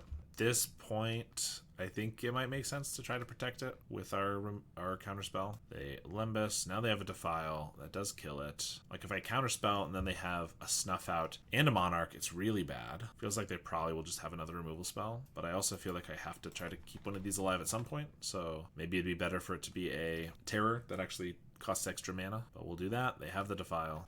And they put their graveyard back into their library with the Campfire. I mean, we were milling out first regardless. Let's just Deep Analysis, Demon Inferior, Brainstorm, a couple islands. I mean, I'm going to Thought Scour, because if we can find a Terror, then we can put that down too. We have a Dispel. They've used a lot of removal, so maybe we can get there. Defile.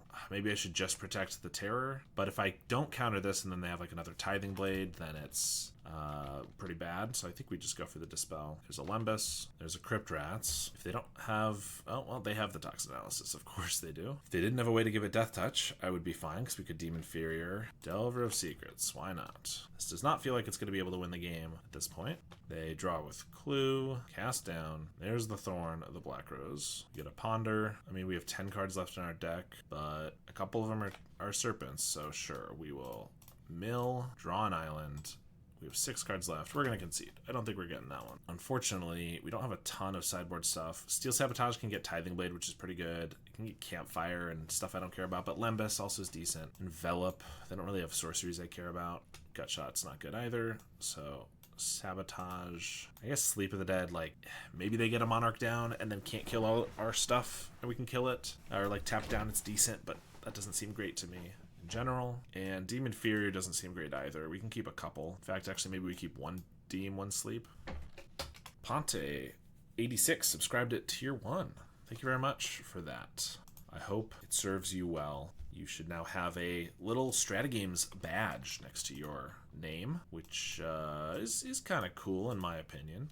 All right, this is okay. It's not amazing, but we have a little bit of interaction early. We have cyclers for land drops, so some ways to fill the graveyard as well. There's Witch's Cottage. We're just going to cycle this first for an island. Thought Scour. I will mental note in case we hit like a Delver that we want to play. No, we hit 2 Serpents, which, as we noted before, is kind of really bad when we mill creatures in this matchup, where we already have such a finite number of them. Not to mention just not hitting spells is bad, because our Serpent's not as cheap, but that's particularly rough. Cycle a Troll. Haunted Mire. I mean, can't really do anything about it, though. We're going to Thought Scour ourselves again. Brainstorm and a Terror. Amazing. 1, 2, 3, 4. This already feels like a bad matchup, and we've now just lost 3 guys of our own. I mean, I can play a Serpent. It probably just dies instantly. I guess the very least, like, we don't really have the protection for it, which is why I'm thinking about just throwing it out. But I guess at least a Steel Sabotage can protect against a Tithing Blade, so I guess we'll wait a turn. Love your YouTube videos. Finally caught you live. I'm glad that you enjoy them, and I'm glad you're here. Thanks for the support. Look at that little hedron next to your name. Looks beautiful. Deep Analysis. I guess we just go for that and get a couple of these. Not Nick 420. Also subscribed with Prime. Thank you for that. I don't know who to thank. I know it's not Nick, but whoever you are, I appreciate it. They did play Olympus when we didn't have the Steel Sabotage up, which is a little annoying. Fairy Macabre, a Lorien, and a Deep Analysis. That's a little annoying because, let's see, it puts us back to 1, 2, 3 spells in our graveyard. Really rude. I personally enjoy the Divine Comedy of Terror, just mental noting all their threats. True. It certainly makes for an interesting story. Can't deny that. Let's brainstorm. More Sabotage. I mean, I think I can get rid of one of those. Thought Scour. We get a Delver. 1, 2, 3, 4, 5, 6, 7. So I could play a Serpent, hold up 1 Sabotage for like a Tithing Blade, or I could just Delver. I guess we'll go for the Serpent. I'm sure if I was a little better with this deck, I might be able to play around this opponent a little bit better, but in general, it just feels like a very bad matchup. All kill spells. They probably have more kill spells in their deck than I have creatures in mine. I have 12 creatures in mine, and when I played Golgari Gardens, they had like 14 removal spells main deck. Rip Serpent. He was so young. He didn't deserve this. I will draw 3. And I guess I'll run out a Delver that will die immediately. There's a Spinning Darkness. Doesn't even kill most of our stuff, only the Delvers. They kept it in anyway, or brought it in even. They Offering, Spellbomb. Gonna be a little rude again, aren't they? Steel Sabotage would have been good for Spellbomb as well, but I guess I got greedy with the Lorien. So, you know, I could probably play around those a little bit better. I admit that. I guess we'll just Deep Analysis here then, and Ponder. Island, Thought Scour. Don't think we'll keep those. I think we'll shuffle. We got the Thought Scour, which is what we wanted anyway. We'll pass. There's a Fanatical Offering. There are 6 cards already in hand, so it doesn't feel like that's very effective to counter, although it looks like maybe they're looking for lands. So if they do another one, I guess maybe I counter this, but I guess if they don't find a land, they have to discard. I think we'll just let it go. Play any paper lately? I'm hoping to play tomorrow, definitely Wednesday. I have not gotten the opportunity. The last now I have like a paper gameplay at 2 different stores, each or every other week, and so they're alternating, but they were on the same week for a little while, and it happened to fall on a week where I had a friend in town and wasn't able to go. So it's been like 2 or 3 weeks since I've been, so I'm definitely itching for some. What are we doing here? I don't really need more lands, so, and I want to keep all my counter spells and stuff, so I'll get rid of one of these Thought Scours, then I'll mental note. So yeah, it's what day is it? Monday? So Saturday I get to play again in the league that we have going on. And I might, usually the main 4 or 5, they have another Fairy Macabre, really annoying. The main decks that I bring and usually play are Jund Wildfire, Dimir Fairies, Black Sack, and Esper Cryoblade. But I was actually just looking through, I built like a battle box of like 8 or 10 decks a year ago, and then as I've shifted some decks around, I have a whole bunch of like half decks built together, and so I was looking through those and reassembled, or I shifted like Pinger Burn, which is what I had an old version of, into Red Rally. I reconstructed my Is It Control deck, which is, Is It Terror, Is It Control, and I just put together Golgari Gardens again, which I had torn apart. So I'm thinking I might play one of those that I've been trying to reconstruct. Let's mental note here. Going to a Paper Pauper event with 50 plus players this weekend, but I can't decide what to play. Jund Wildfire, Mono White Heroic, Black Sack, Rakdos Madness, Blue Fairies, Mono Blue Fairies, or Esper Gateblade. Those are a lot of really good options. I mean, always it's, play whatever you want or what you feel is good. If you have a general sense of what the meta might be, then it's possible that like one of those could be a better pick than the others. We will Thought Scour again. 1, 2, 3, 4, 5 spells engraved. So I cycle this Lorien. I think we're going to try to overwhelm them with cards, like a bunch of creatures at once, while still holding up my interaction. So I'm going to hold up 2 Dispels. I'm going to hope that they don't have a bunch of free and cheap removal, and that it's mostly 2 mana removal, and then they can, like, Dispel to keep some of them alive. Like, they're defiling this because then they have to pay the wards. I'm going to let this go, because I want them to either pay the ward, or they're going to have a Tithing Blade, but I can still sabotage that. Like, Snuff Out. I want them to pay for it. Then I'll Dispel. Then if they have another one, I can Dispel that. Or if they have a Tithing Blade here, I can steal sabotage that. If it's a Wellspring, I'm going to let it go, because I would rather save this for a Tithing Blade. Bojuka Bog is annoying, but I have 2 5/5s. Mental Note, refill the grave. We're at 12 cards in grave, or excuse me, 12 in library is also good to know about. 2 spells in grave, so swing. So I could play this for 5 mana and still have my interaction up, and I might as well play the one that also has ward. Anyway, getting back to your comment, Ponte. A lot of those are decks that I play. Jund Wildfire. I do Dimir Fairies, Esper, of course, Black Sack. I think we're going to let this go and just counter removal. It does gain him life, which does make it so that I have to hit with all 3 of these, but that's fine. If it were me and I was playing a 50-player event this weekend, I mean, just based on what I like, I would probably play Black Sack or Esper. That's fine. Or if I was a coward and wanted to go with something more tried and true, I would probably do Jund. But yeah, the decks like Mono White Heroic, I play those a good amount on the channel. Not like I play Mono White Heroic every once in a while, but those like high variance decks, they are less reliable, so it's going to be harder to like really ensure you win with them, I think. But it's also maybe people don't prep properly for that kind of a deck, and so you can kind of snipe a tournament and people won't really anticipate it. I didn't have a way to get rid of this plant, so we can't deal them lethal. I kind of want to overwhelm them and just put more creatures on the field, but one of their best ways to get out of this is Cryptic, what am I saying? Cryptic Serpent's Us. Crypt Rats plus Toxin. So I don't really want to put more guys on the field, so I think we're just going to pass. I do have a Dispel for the Toxin, but if they have another Toxin, also Crypt Rats can probably just wipe the board by itself, which would be annoying too. But actually they would have to lose life to do that. Another Lembas would gain them enough life to go above these, but they have to use mana for that. I think that's fine. Hello everyone. Hello Aggro Jack. How's it going? Which deck out of those do you like has best matchup spread? Yeah, that's the question. I don't know if you're asking them, Ponte, in which case, I don't know what their event is going to look like. I would say that the deck of those that has the best in a vacuum, like you don't know what you're up against, is probably Jund Wildfire. I mean, it's probably just like objectively one of the better decks. I think Jund Wildfire, it does have bad matchups, of course, but it doesn't have any matchups where it's like, oh, it can just not win the game. People say that is the case for High Tide and things like that, which is true in game 1. It's really hard to win a High Tide as Jund Wildfire, but a lot of sideboards run like 4 Pyroblast, 4 Duress, maybe even a Last Rites, and that's going to give you a decent edge. So like Jund Wildfire is the deck that like anybody you sit up against, you probably should have an okay matchup against.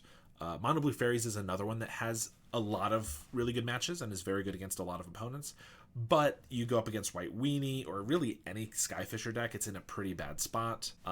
Pretty tough against Elves and Gruul as well, because they have a lot of creatures and a lot of reach creatures. Those are probably the decks that I would say have the best general matchups against everything, though.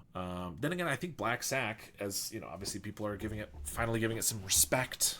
Sorry, we don't need to sideboard here. Let's just go back. Black Sack, honestly, it has a couple bad matchups.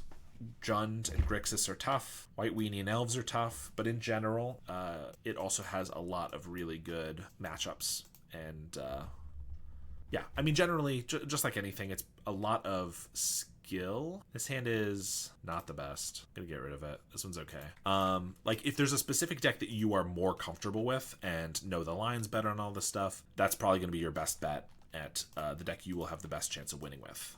Even if it's like a technically inferior deck, like Mono White Heroic, probably one of the weaker decks on there in a vacuum, but it can just be really strong, and if you know that deck super well, it might just be okay. I do have this Spell Bomb, which is kind of annoying. They have this Spell Bomb.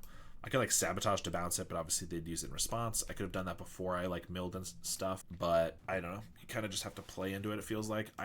We're early enough that I'm going to try to just stop them from like having a smooth game, ideally. So I'm going to counter that.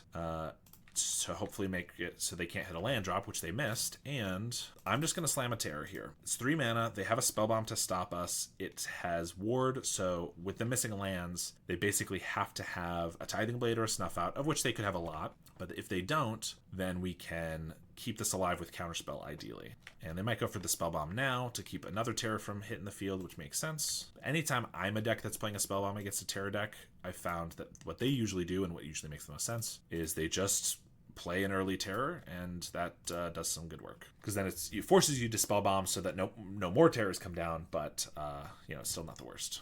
There's a Crypt Rats. We're going to Counterspell that. And then they Bojuka Bog. Fair enough.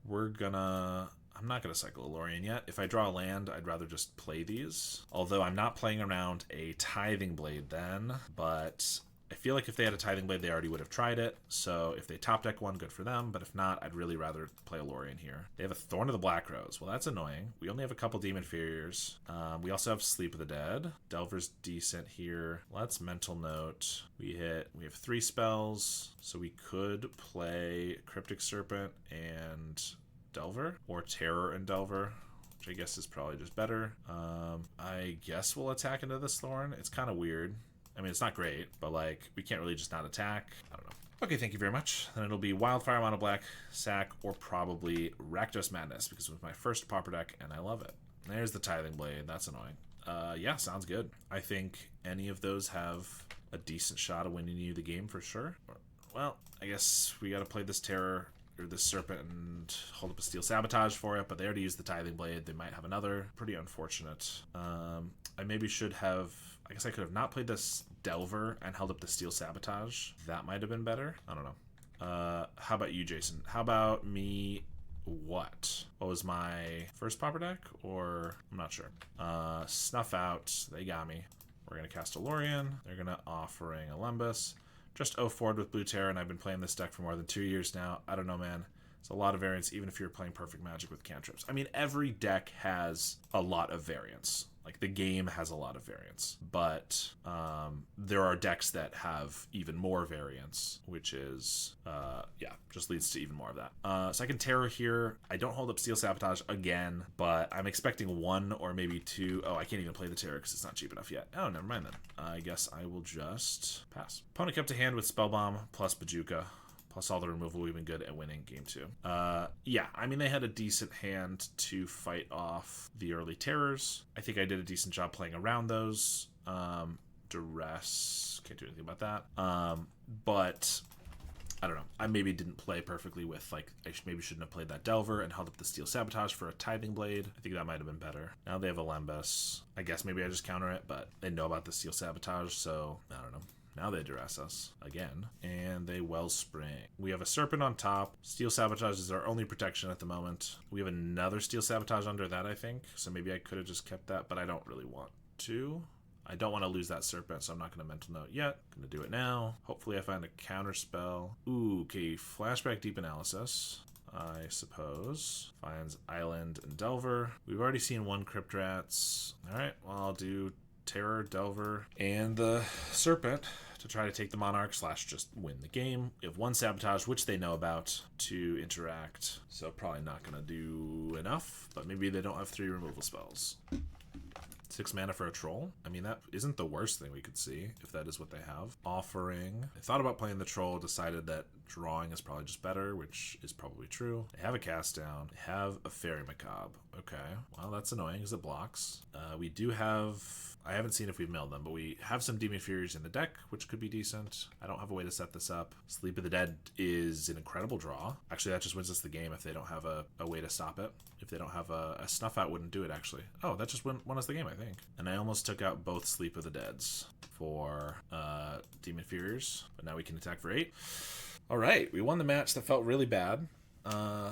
We were, like, game 1, they had endless removal. But then games 2 and 3, it actually felt like, it was probably just a very good draw for them.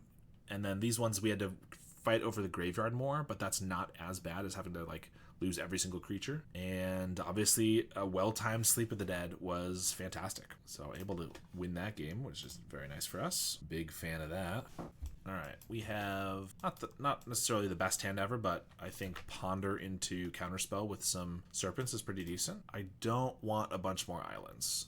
And Deep Analysis is not great either, so we're going to shuffle that for sure. Well, we got an island anyway, but that just felt very, very slow. Ideally, we'll be a little faster with what we draw. Well, that's not great either, but we could be against the Mirror, or we could be against Fairies, or High Tide. We are settling into a longer one with just a bunch of interaction and no proactive spells. As long as we're hitting lands, this isn't too bad. Lorien, more lands. They go for a Brainstorm. I think that's fine. I think Dispel's pretty specifically being saved for counter spells and things like that, at least for now. Cycle a Lorien. I don't envision us tapping out for this Lorien anytime soon, plus we need to fill our graveyard, so let's just cycle it. I could play a 5-mana Terror, but that does not seem like a winning strategy, so let's just pass. That allows them to counter it and then do a bunch of stuff while we're tapped out. A Mental Note, so it is the Mirror. Island Thought Scour. Another counter spell. I will probably fire this Dispel off at whatever at this point because I don't want to discard next turn if I draw another random card. I realized I maybe should have just used it on that Mental Note, so I might regret that. Because now, like, I still don't want to tap out for a Terror, so... And I don't want to discard a Terror. I think we're going to discard this Demon Inferior. Them hitting more land drops than us is definitely pretty good for them. We hit a Mental Note. I'm going to cast that.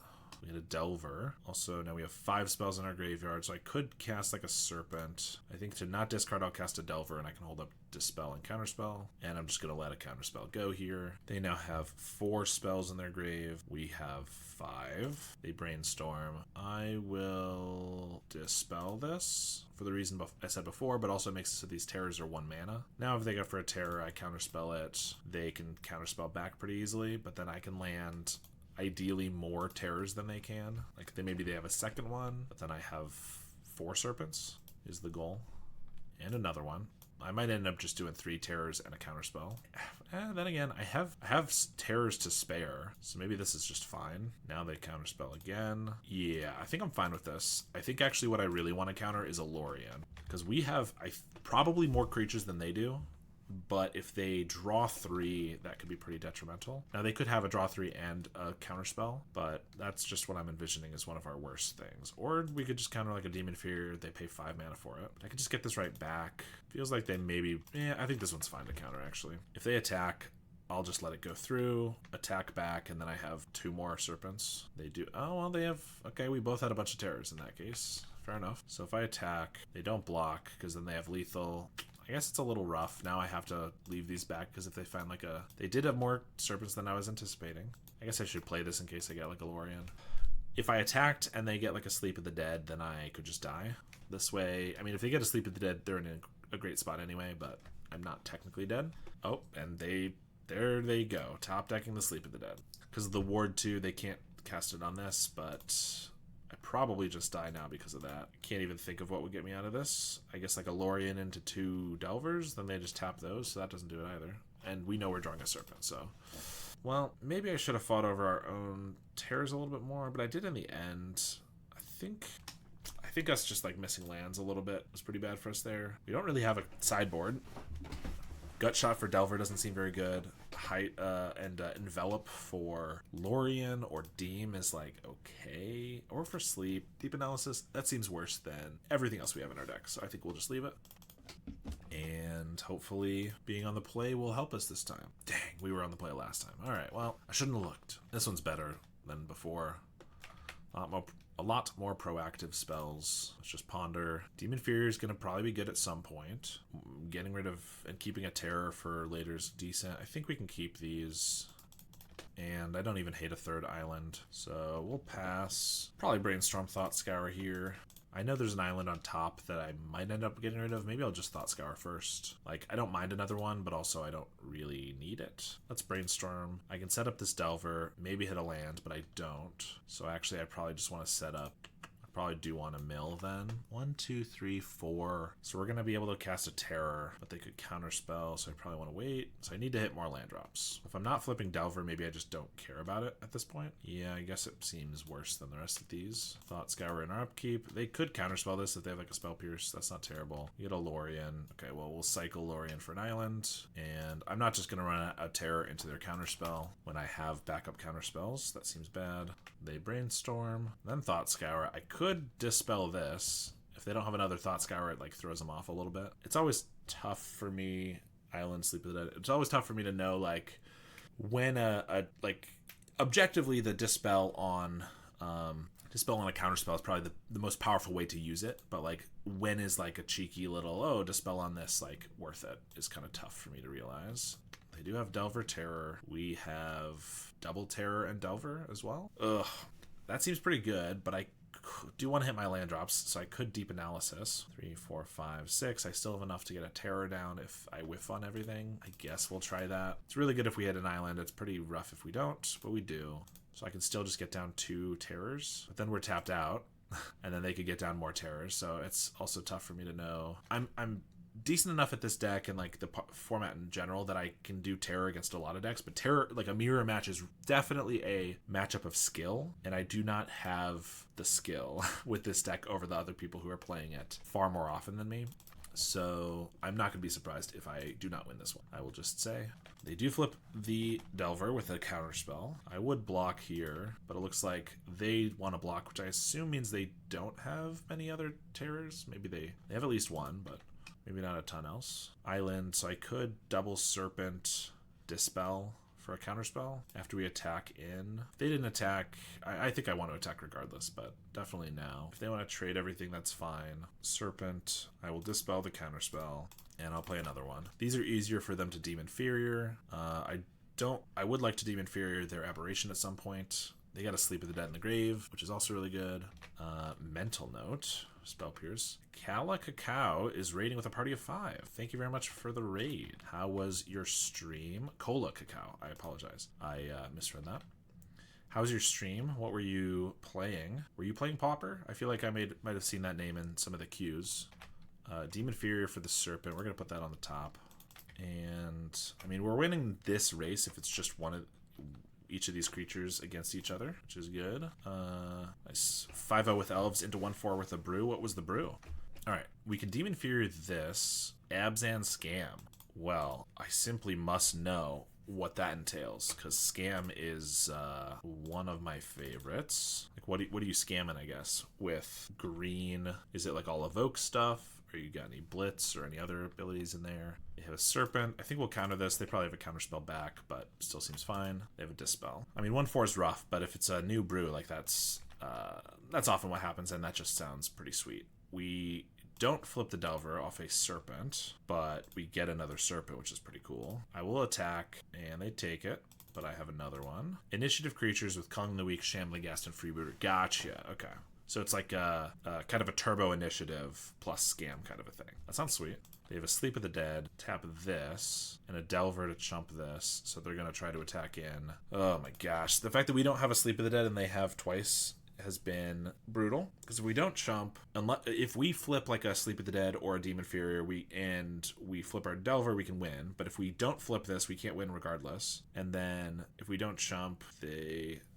yes, Exhume plus Lauder Cycles as well. It felt mid at best. Yeah, I get it. It sounds like a lot of stuff going on, and it's tough to make that kind of a deck work. I've definitely tried some stuff like that before, but it's always fun to try new decks. So I probably chump so that I don't die to the Sleep of the Dead, and then I attack, they chump, but then their sleep is just going to win the game, unless if we can find our own or something. I think I have to chump, though. Technically, if I flip the perfect card and I don't chump, I can win. But yeah, we really just need our own Sleep of the Dead, because we can actually use it twice in a turn and they can only use it once. So like theoretically I could, I don't know, it'd be better for me, that's all.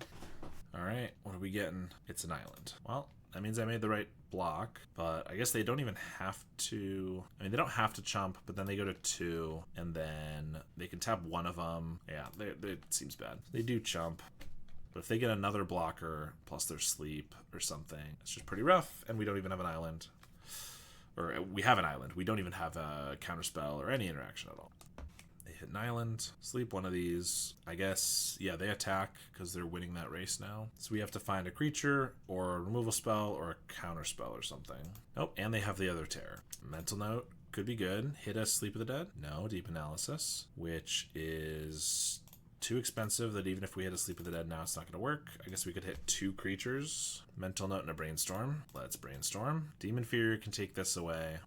But now I only have 1 mana, which means I can't do that and have a blocker. They can sleep this. Both of these are lethal. And I will die. Unless they block here for some reason. But they're not going to do that, as they should not. Then I deem this, and they get me.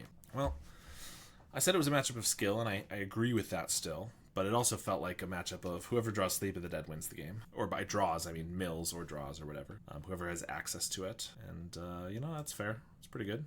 All right. No lands. 2 Delvers. We'll keep this one. Put back one of our islands. We're on the play again. Feels like we've been getting lucky with that a little bit. Here's a Delver. And we're against Grixis or maybe Esper. Affinity.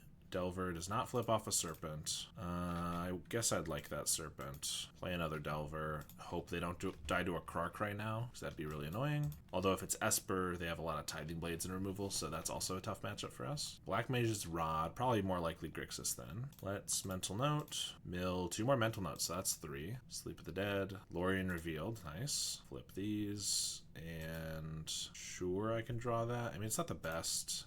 I don't really need a 4th land with my current hand. Let's just cycle this Lorien in response. Now I draw a Serpent. Okay. Swing. And I'm gonna sleep this. Because if I get just an island next turn, I can double Cryptic Serpent. That feels pretty good. And the chances of me wanting to sleep something else more next turn are pretty low. It also does save us a little bit of life. Or if they just Spellbomb right away, it's worse. I mean, we still have 2 aberrations going, so maybe we're fine, but... Do you think Spider Manifestation can fit in Jund Wildfire, but what to take out? I always think that if people want to try something out and think it could be good, you should just definitely try it, because maybe it will be good. Without actually testing it, I can't necessarily say, but I don't think it would be good in Jund Wildfire. The main reason being that it doesn't really give you enough value. Every single creature in that deck is either enormous value, which is Writhing Chrysalis, Refurb, or is just I mean, even Nyxborn Hydra is like a lot of value because it's kind of 2 giant creatures. Or with the new Gixian version, it's not value in that like card advantage, but it is just value in that it's a 2 mana card that can be like a 10/10 or 10/9, I guess. Spider Manifestation, what does it really do for you? It ramps you to a Writhing Chrysalis, which is kind of cool, but you already have that in Cleansing Wildfire. It's a creature that dies without getting you any additional cards. And we're just going to play a bunch of cantrips to fill our graveyard, I guess. Deep Analysis is not bad either. So let's just do this, play an island, and pass.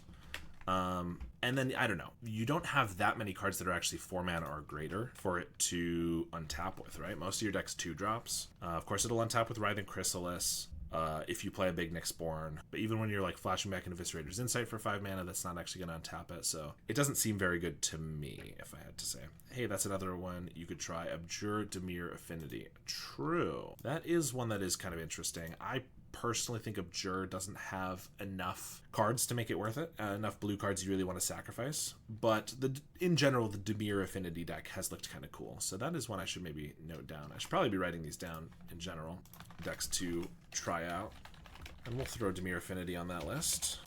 So they got a refurb, pretty decent. They took a Serpent from us, but and then it can block, but they are at 7. They don't Spellbomb us, which means I'm just going to cast a Cryptic Serpent for 4. I could Deep Analysis, but then the Serpent's probably not going to come down because they're going to blow up the graveyard to get rid of that. So we'll just attack here. So Dimir Affinity, we had a request for Caw Gates, so I'll note that down.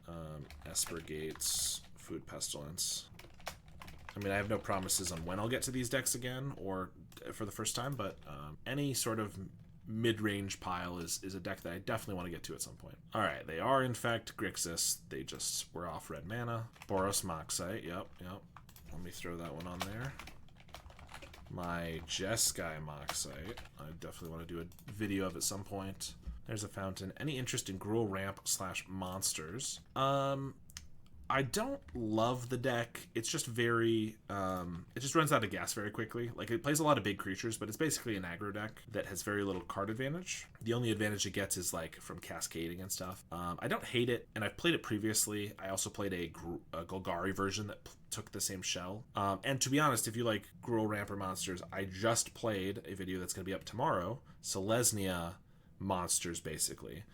So it's the same green ramp package, but instead of red, we're playing white initiative creatures. So Goliath Paladin, and then Guardian Pegasus, which is like an adventure guy that flickers stuff. So I won't spoil that. It didn't necessarily go amazingly, but it was a fun one. And so yeah, so if you like that, there will be that. Gruul Ramp might be a little while until I get around to it. Black-white with Spider-Man, Nightmare, Rat. Yeah, I could maybe be open to that. I have not found a deck that the Spider-Man / Darval has been very good in. I will say I just saw in another video I just recorded, that'll be out on Friday, I played against a mono-white Glinthawk deck, and that seemed kind of interesting. So that's another one that I've been considering getting around to. Black-white, I do think Nightmare, Hopeless Nightmare could see a little more play, could stand to see a little more play, so that could be a cool one. They didn't spellbomb our Deep Analysis, so I kind of want to use that. And then, like, Demon Inferior, their Krark. If they want to sack a bunch of stuff in response, they can. If not, they could probably just draw it back. That's fine. But I don't want to waste these 2 cards, so I think we're doing that. And then 1, 2, 3 spells in our graveyard. So I can get a Terror down. I guess I don't want to play Terror until this is dealt with. Demon Inferior just makes them like draw a card to get it back. It doesn't really do as much as I'd like, but we have the mana to do it. Any Pactol decks? Well, if I do Dimir Affinity, I believe that's usually a Pactol deck. So I'd probably, and if it's not, I'd probably try to put a couple of them in there, because I think the reason to condense from like Crixus, where obviously you have a great deck there, down to just 2 colors is so that you can play the cards like Pactol that just don't quite make the cut. So I'd probably play that one there. I will also say it's been a little while since I played a Golgari Gardens deck, so I'll probably try to fit that in somewhere. And that could be like a Golgari Pactol, but there's a lot of versions of Gardens, and I'll probably either go for like a classic or like one I haven't tried before, and I have done Pactol Gardens before. So yeah, I'm not sure. I mean, yeah, so probably the Dimir Affinity, but otherwise I'm not sure about another one. Are there other cool Pactol decks that I should know about? I kind of don't want to discard these Lorians because I feel like I might need the card draw. I don't want to discard this Terror, so I'm going to Mental Note because I'm probably just going to discard that anyway. So I might as well fill the graveyard with more things. Discard this island. There's a Blowgun.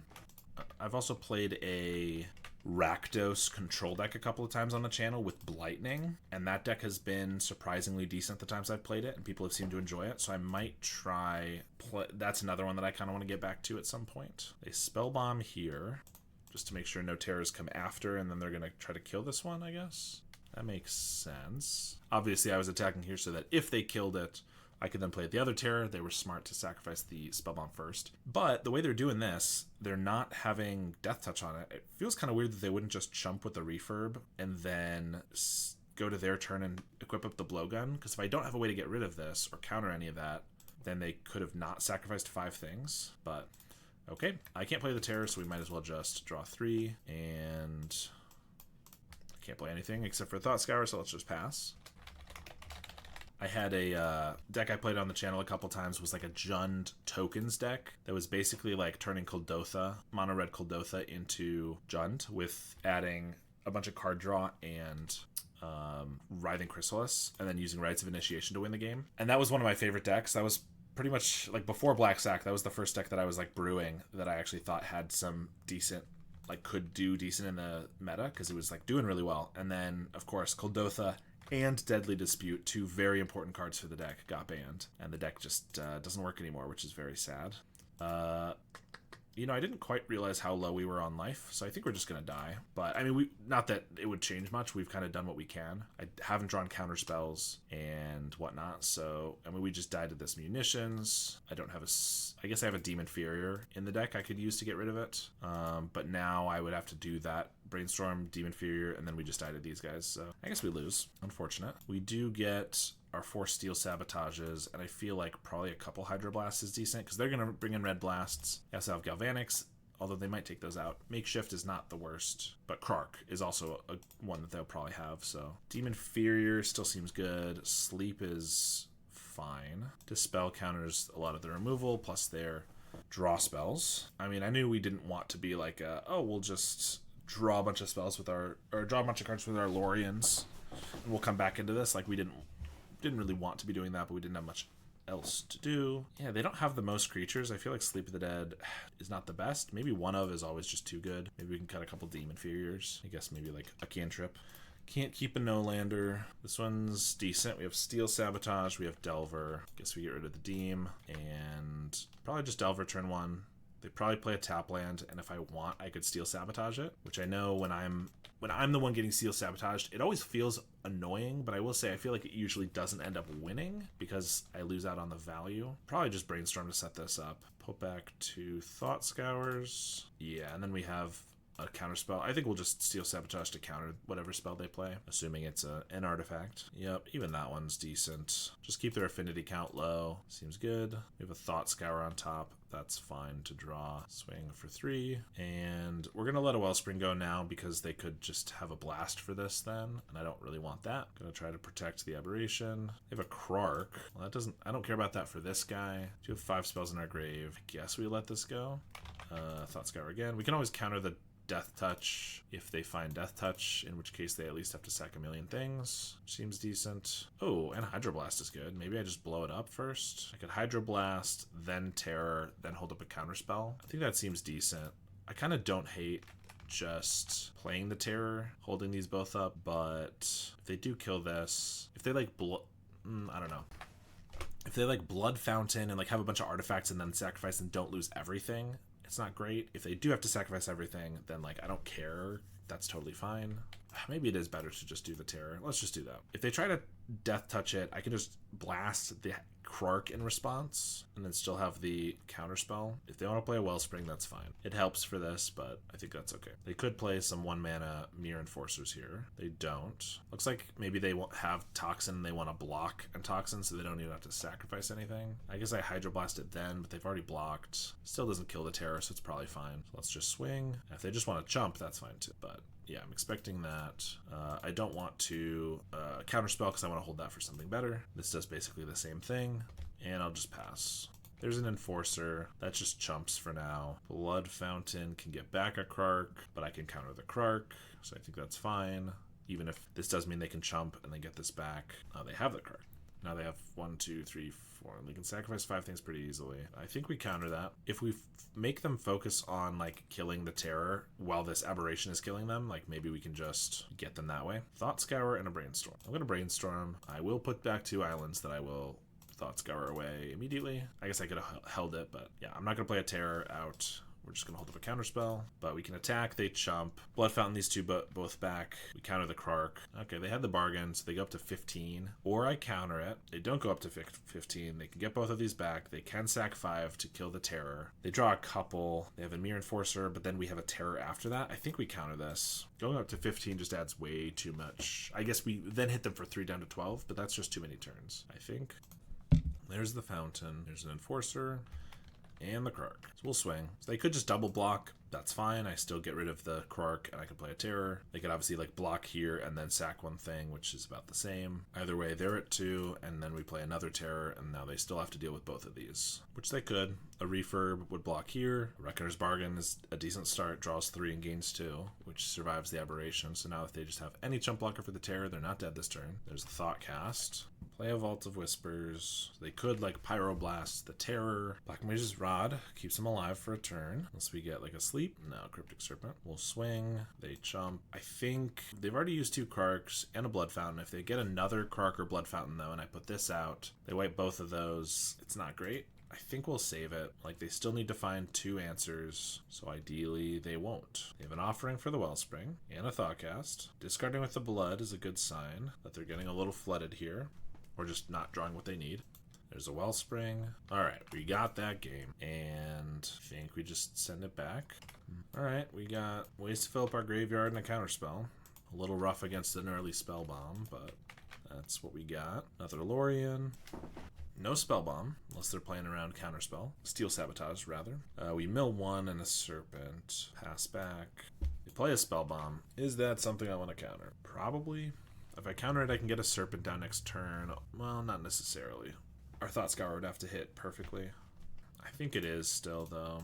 Currently, we're going for this Serpent. We have not a lot else going for us. They probably won't crack it right away, but if we go for like a Thought Scour, then they will. Looks like they might Pyroblast here. All right, so they get it anyway. So 3 spells. So if I go for a Mental Note and I hit any spell, I can get it through the Spell Bomb. If I don't, I just waste it. But I think we're going to go for the Mental Note. They could Spell Bomb in response to ensure I don't get down the Serpent, but then at least I get the cards from the Mental Note. And they let it go. And of course, I hit Delver, Tolarian Terror. So that's not going to be enough. Serpent's still costing 3. Unlucky. Just 1.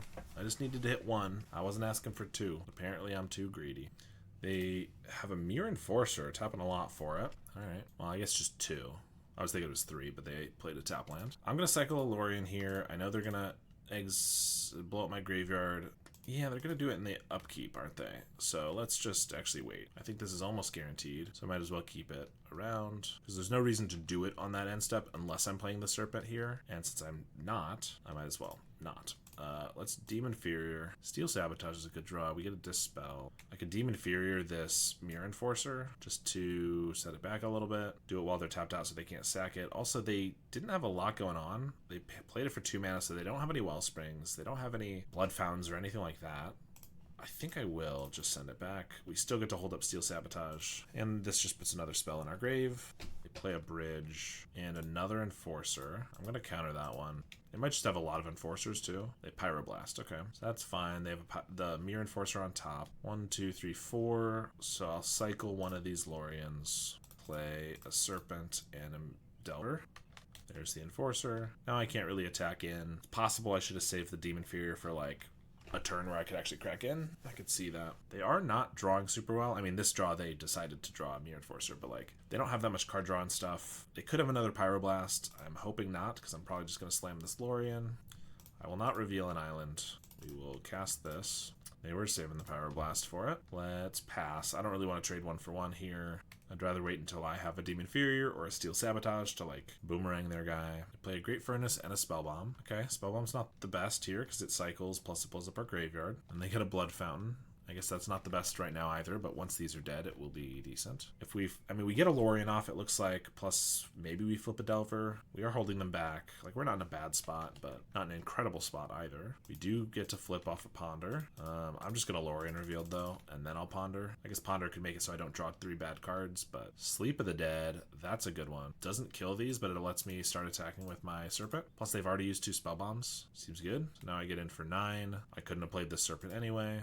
And they take it. They probably want to wait in case they find Death Touch, Reckoner's Bargain, a bunch of different things. But this also lets me just like tap this other one down next turn. Ooh, these cards are good. Steel Sabotage is good. Delver's decent. Let's do Mental Note, Delver, Steel Sabotage. Doesn't matter what we draw this turn, but the Delver will flip the following turn because of the Mental Note. So setting that up is important. See, Sleep of the Dead is like just always a card you want to draw. Assuming, I mean, if you're behind, it's good sometimes, and if you're ahead, it's good most of the time. Yeah, it's phenomenal. Breaks, board stalls. When you're at parity, it's extremely good. They are tanking. They have 1 card in hand. They can draw a different one with the Blood Fountain, or excuse me, token if they want. Since it must not be a land, otherwise they would pitch it right away. They're probably deciding if it's good enough, whatever it is. For example, a Pyroblast. Yeah, so did they want to save it for another card, or do they just want to kill this guy while I'm tapped out? Probably the call to just attack, destroy it. I think that's probably good, because if I had a counterspell, then I counterspell, then tap this down, I'd put him to dead to the Aberration the following turn. Now we do get to attack for 3. We have 1, 2, 3 spells in our grave.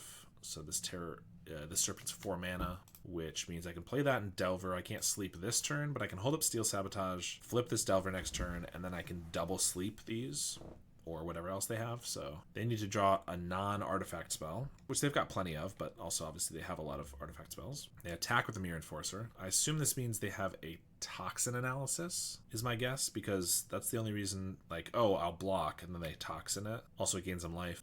Or a Reckoner's Bargain. Yeah, Toxin Analysis. It gains them life, and it draws them a card. So because it draws them, like it gains them life, but I could still deal them 12, so that's not a big deal. But it draws them a new card. So I could steal Sabotage, bounce this to make it so they don't draw that card. Now they could discard the Mirror Enforcer to the blood token if they want to draw a new card, which is probably a good idea, but I think then they're losing a Mirror Enforcer, so I don't have to double sleep. I think this is good. I mean, they still have to like discard this with the blood, otherwise they just die, because if they play both of these, I flip this Delver, I sleep both their guys, I win. But this way we deny the life gain, we deny the card draw. They just cast it again. I mean, they're dead on board. So they should have, it's tough, but if they were to get rid of this with the blood token and find like a Krark, they could wipe these away and not die. But they know, oh, I guess I only have, I'm getting a little ahead of myself. I don't have enough cards in the graveyard yet to sleep of the dead both of their creatures. However, I know I'm turning up a mental note, which is going to fill the graveyard, so that will allow me to do that and still have the mana to tap them both down. Plus sleep of the dead, or excuse me, steal Sabotage can just tap down one of them, bounce one of them. Not speaking right, but we are winning the game, so that's okay. Tap both of these, and we will attack for 12 damage. All right, 1 against Grixis, 2-1 now, and we have a bad hand here. PH Basic, subscribed with Prime. Thank you very much for that. PH, it's not basic to subscribe to StrataGames. Alright, I'll see myself out. I think we'll just get rid of an island since I have the Lorians, and I'd rather... It uses mana to use the Lorians, so maybe holding up a counterspell turn 2 with the land would have been better. I guess that probably would have been better. I wanted to keep the Lorians to fill our graveyard better, but... Not being able to hold up counterspell on turn 2 might be detrimental. Looks like they are familiars, probably. Unsubscribes immediately. No, wait. I'll never make a pun again. I don't really promise that, but, you know, whatever you want, I'll, what if other people want me to make puns that are terrible? How am I supposed to decide? Second, another Lorien. Play an island. They're also playing some very snazzy islands. Not Nick, subbed for the puns. There you go. So we're going to have to duke it out. Who's here for the puns and who's not? Another Delver. Well, Delvers aren't really flipping. Who's here for the puns and who is lame, I guess? Okay, I'll play a Delver. Are those dad jokes or are you a faux pas? Nailed it. See, you're making puns too now. So you must resubscribe immediately. Don't even joke about that. I guess we'll cycle this. They are not doing anything. They even missed their land drop here, so that's cool. Maybe these guys will actually flip. Deep Analysis, sure. I mean, I could Deep Analysis, but I now just have them on a 3-turn clock with double counterspell up, so I think we'll just pass. I'm a dad and I'm allowed to. Yeah, fair enough. I can't say that I have a government issued card that allows me to make dad jokes. So I guess Stolen Valor or something, you know. Okay, that makes a little sense. They're Coggates. I did think, like, Familiar just has no reason to play basic Snowlands, but usually they do. But since they weren't playing them, I was like, maybe it's not Familiars. But anyway, I'm going to counter this Dispel. I'm going to counter it again. I mean, the life gainer can throw off our clock. And yeah, we do have 4 spells in our grave, so let's just mental note. We hit a bunch of spells so we can Terror, and now, I mean, we're in a pretty good spot. Coggate's probably my second favorite deck. Really? I like it in theory, but every time I play it, it just feels... It's a very high skill deck to play properly, I think. Because it's like, do I play all my spells out? How, you need to play a bunch of creatures early, or some creatures early, keep creatures on the field, but also you need to hold up counter spells from like what feels like turn 2, and it's kind of tough. All right, they could have Prismatic Strands here, so we're going to try to find a counter spell. We don't find a counter spell, but we do just find a Demon Inferior, which is pretty good for the Sacred Cat, and so we're going to keep this, and then Demon Inferior. Definitely. It's also unbelievably slow. Yes, that too, especially as someone who is making content. If they concede, even though they could prevent things for a time. Anytime, I will say, like, I try not to play too many Gates decks on the channel, because if I play like a mono red or like any aggro deck, I can probably get done in about an hour and a half. Any random mid-range deck that I usually like, probably about 2 hours. And then if I play a Gates deck, it is legitimately 3 to 3.5 hours almost every single time. And some of them are really cool, but it's just so long that I can't say it's the most enjoyable. Is Gutshot good here? I mean, if they get like a Sacred Cat or something and then they're going to gate it up, it's pretty decent. Also, it just gets rid of blockers. It seems okay. I mean, Demon Furier is probably just worse because the main things we want to get rid of are mostly 1 toughness. I guess the Demon Furier gets rid of Modern Age. It gets rid of Modern Age. What else? Outlaw Medic, things like that. Cat plus Gates is so good. Yeah, it certainly is. I meant it auto loses to a decent quick deck. They just take so much damage early.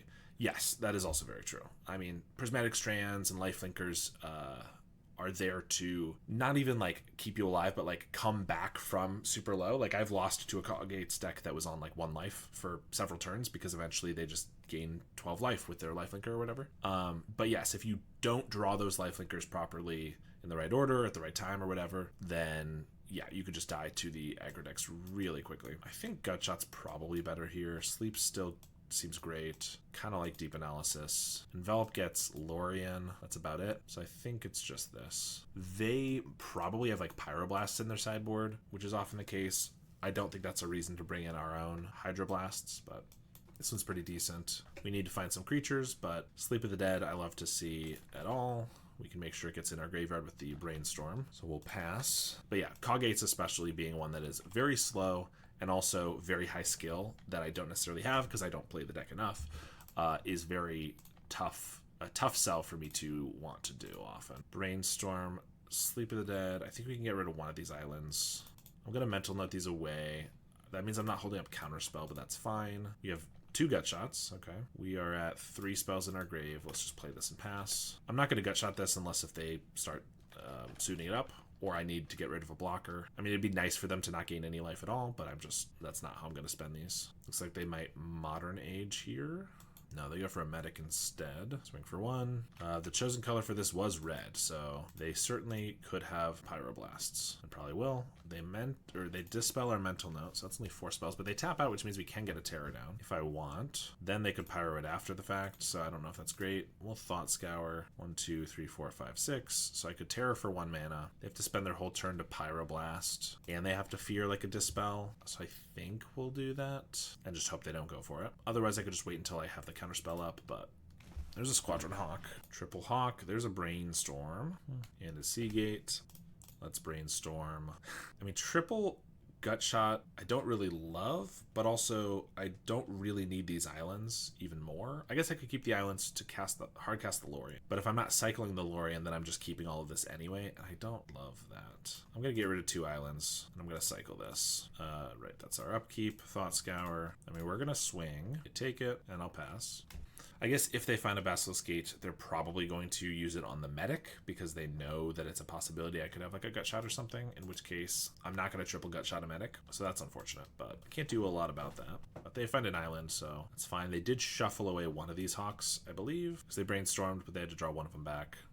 Or maybe they did that in their upkeep, did they? I guess we'll find out when they tutor up Hawks. They did in their upkeep. So 2 more. Swing for 3. We will Thought Scour. And I think I can hold up onto Brainstorm. Another Counterspell. So we have Sleep of the Dead and Gutshots to get rid of blockers. So I think I'm going to proactively shoot this Hawk. Like I could just attack, and I don't mind the chump block in general. But we have all these ways to clear these types of blockers. Once they start leaving back more guys, we can Gutshot and Sleep of the Dead. So I kind of think it's fine to do this. And I have 2 counterspells. I guess if they find the Basilisk Gate, I might have to start sleeping the Outlaw Medic. That's not the worst either. Journey to Nowhere, we're gonna counter. Unfortunately, they're not forced to ward until after. This is currently our only creature. I will counterspell again. And if this gets countered, ideally our Brainstorm can find us a new creature. They Brainstorm looking for a Dispel. That's an interesting interaction. The Journey not using the ward until it enters, is that what you're referring to? Because it makes it kind of a decent answer. Yeah, it is cool. So they only have to use the 2 mana, which is decent. They just attack with everything here. Obviously they'd have to use 4 if it did resolve. They wouldn't, but if they don't, on the stack it's pretty decent. Sleep is okay. I think I'm gonna Brainstorm here, trying to find more creatures. Deep Analysis, we don't have the mana to use, so yeah, let's put these 2 back and we can Thought Scour them away, plus get a Serpent. Even if they found a Dispel, they couldn't pay the ward for the Terror target. Yes, you're right. In which case, I guess they might not have thought about that. Maybe they didn't. I guess there wasn't really a reason for them to Brainstorm there. Anyway, they didn't have red up, so that wouldn't have mattered either. For Pyro, yeah, I guess they wouldn't have been able to. So Brainstorm was just, they were going to do it anyway, I suppose. There's a Hawk, and they must have shuffled away the other one. So there's another Hawk. There's another Journey. Can't do anything about this one, and they can just take the Serpent if they want to not have to pay the ward, which they do. And they have a Modern Age. They're going to discard a Prismatic probably, which is going to make these gut shots worse. No, they discard an island. Okay. If they attack with all of these, I can gut shot this, get in for 5. I am still taking a lot of damage. I'm going down to 8, and then gut shot puts me to 6. Let's Thought Scour to see if I can find another creature, or just what I can find if that changes anything. I knew I was milling. Sleep of the Dead, Deep Analysis. Deep Analysis is a reason to keep some life. I mean, I'm not going to shoot these, and I don't need to shoot this quite yet, so let's just wait until our turn. And they did gain life, so I guess, yeah, I didn't have a 2-turn clock. There's a Delver, Deep Analysis. I missed some land drops, because if I could, like, sleep 2 of these, and then the next turn sleep 2 more, or, like, gut shot the other 2, I could be okay, but I can't quite do that. So I guess I'm going to go to 5 with this Deep Analysis. There's the 4th gut shot, although I'm not going to be able to use it, so that's just a waste. They might not even block here, I don't think, at this point. Maybe they will. I don't know. That's fine. I'm going to Serpent and Delver, and I could gut shot these while they're tapped out, although I know one of their cards is Squadron Hawk. I think it's fine. It's the classic, like, I brought in a card that's, like, it's good in the match, it's decent, it's not the best thing ever, but it's better than what I had. And then, like, oh, okay, you want every single one of these? Here they all are. There's a Journey, eats the Serpent. I mean, they haven't drawn any Basilisk Gates. I'm not going to be like, oh, they've drawn them incredibly, but they've drawn a lot of Journeys. That's for sure. I will trade this. And I guess if if I gut shot here, I take 1. So I only have access to 1 more gut shot at all. So I guess I might as well save it. But I think we're losing. I will say we drew about 3 gut shots more than I really wanted to. Oh, look at that. Our entire hand. And there's a medic. All right, where's my Crypt Rats? Weird. Sleep 1 of these. Gut shot, I go to 1. Block. I'm dead. They did not even need a gate. I think we did okay, but we did draw really poorly there with the gut shots. So I think that's partially the issue. Maybe I shouldn't bring in 4 for that reason. I guess a couple Demon Furies would have been better. I guess let's do like a 2-2 kind of a thing. The first one of these I didn't hate. The second one was okay.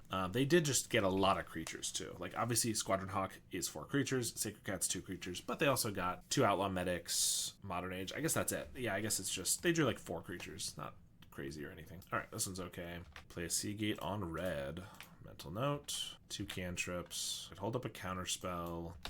That's probably best. I will say there's a part of me that says, well, if I Mental Note perfectly into 2 more spells and then find a Terror off of it, I could cast a turn 2 Terror, and that's really good. But if they play like a Modern Age or something, I'd rather have a counterspell, I think. Let's not take that 1 in a million chance versus the, much more likely chance that they have something I want to counterspell. If they were a deck that I would never want to counterspell something on turn 2, then maybe I would. But we're going to Mental Note here. If they want to counter that, I could Dispel or I could just let it go. And we get our Gut Shot, of course. Brainstorm, let's do that. That puts us at 6 spells, so if we found a Terror, we could play it and hold up Dispel. Unfortunately, we found nothing, and we're locked here now. And we have some good counter magic, but not great. I could have held the Mental Note previously in case we get a Brainstorm, but I'm not sure that's where we want to be. I think I will counterspell this. We're obviously in a bad spot, kind of a slow spot, so I think getting rid of it's decent. You force them to use that, and I'll just deem it inferior. And it's not great, but if they just even just start gating this up for 3 or 4 more damage, and not casting anything, which is where all our interaction lies, then we don't really have a great answer. Oh, well, Guardian's pretty bad too when we don't have Counterspell. I guess that's a reason to have not done that, is we should have held up a Counterspell for a Guardian. Guardian is one that has been kind of out of the meta since Writhing Crystals came around, but it feels like it's coming back a little bit. And admittedly, I haven't restarted playing around it as I probably should, but this just kills us in like 3 turns, and we don't have any way to deal with it. Thought Scour to an island. Even if we find a Terror here, it's not going to be faster than them, so unfortunately... very anticlimactic. Like, there's just no reason to play this at this point. They've just won.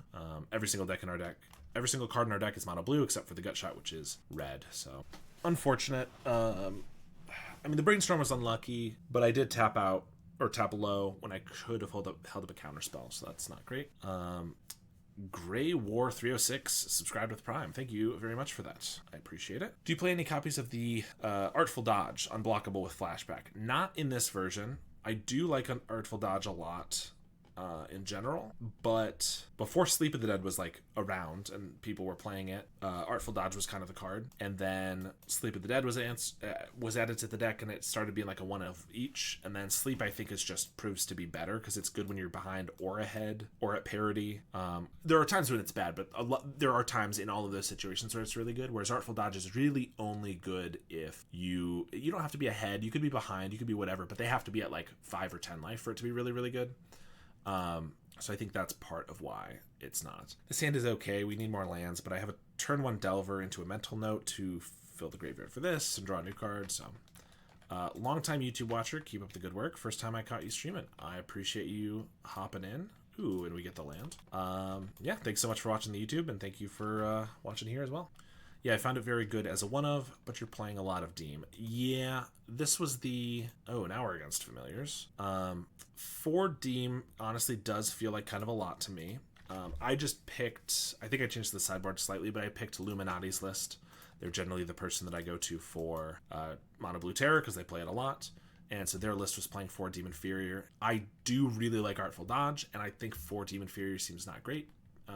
It is kind of our only, like, real removal, so I'm sure that's why, but it can just be really clunky at times, and so it's one of those cards that, like, me as not the best Mono Blue Terror player doesn't like it very much, but clearly the person who knows the deck very well likes them a lot, so it's possible that I should make some accommodations for how I play and how I know the deck, and should just not do that. This seems very aggressive. I mean, this doesn't block this anyway, but I'm going to assume that they kind of need this draw too, so I'm going to Dispel. And maybe they're just, yeah, going to Chancery, but we still got to stop to 2 for 1, so I'm fine with that. So anyway, we mill 2 islands. That's not great. I definitely wouldn't mind putting in an Artful Dodge and maybe even like another Ponder or Dispel or something over like 1 or 2 of the Deem Inferiors. I could hold up Counterspell, or I could try to get lands here and fill our graveyard, but if they just play like a Mirror Enforcer, what? If they play a Murmuring Mystic, then it's going to be kind of bad if I don't hold up Counterspell. I think we'll just pass like this. Men, it feels like it's shifting a lot since Spy lost popularity. This feels a bit like pre-MH3. Yeah, I think you're right in some aspects that yes, since Spy's been going away, I mean, at the height of Spy, it was like, you should be playing 4 Fairy Macabres in your list, 2 main deck, 2 sideboard, or whatever. And like so much graveyard hate everywhere, and that's all pretty good, but like we don't necessarily need to do that anymore. And yeah, things seem to be returning a little bit. I also think that I've always been of the opinion that Writhing Chrysalis is not... It's a very powerful card. It's not too powerful. It doesn't need to get banned or anything like that. In fact, it's one of the reasons I saw people saying that they wanted it to get banned or was too powerful is that every deck was trying to play it. People were just splashing red or green to play it. Like, there was like a teamer, basically, is it Terror or is it Control deck that splashed green for Chrysalis? People tried those things out. That doesn't mean that they were actually very good. Maybe they got a couple trophies, but in general, Chrysalis only sees play in Gruul, Monsters or Ramp, and Jund Wildfire. Here's a question that I don't actually go up against that much. Do I counter the Muldrifter or the Ephemerate? Because it looks like they probably have Ephemerate. They could have 2 Ephemerates because they have double white floating. So for that reason, I think we counter the Muldrifter. If not, I don't know. You prefer them to not have the Ephemerate either, but also the draw 2. I don't know. They cycled Tolarian. But yeah, so I don't think Chrysalis is too powerful or anything. Where was I talking about that? Oh, and so Chrysalis is only played really in those 2 decks, and now Gruul has been gone for a while. It's kind of coming back, but with it being not around, Jund's the only deck. Of course, Jund is a very powerful one, but I think there's a lot of reasons why. Also, Malevolent Rumble started seeing a lot of play. It still does, but a lot of those decks have fallen off too. So yeah, I think Guardian, it makes sense that it's kind of coming back. It seems decent. Anyway, I've got 2 Deem. I like it a lot, but drawing multiples can feel hard to convert cheaply. Yeah, that's the thing. Like, if you brainstorm and then like double Deem and then have everything perfectly, it's really good. But it feels like you pay 3 mana for it a lot more often than you'd think. I don't think of it as a 1-drop or even a 2-drop. Like, you can get it there, but like you also have to usually spend mana to get that, right? Like, except for Brainstorm or Lorien, or I guess Deep Analysis, but like for 1 mana spells, except for Brainstorm, every 1 mana spell is just 1 mana to draw a card. So then your Demon Inferior costs less, but you're still having to pay 3 mana total across those cards to get the Demon Inferior. So I think, yeah, often I will just return to this. Let's ponder to try to find our land. I'll return to, yeah, I could go for a bunch of lands here. Often I will just return to what is the best version of the deck that the person that I think is really good with the deck is playing. But sometimes that's not quite what I want to play. So I could mental note, I know I'm going to hit a Dispel, and then I could get down 1 Terror. I do tap out, but I don't actually have any interaction for them anyway. So I tell them that by doing it this way, but I think just having a Terror is pretty decent.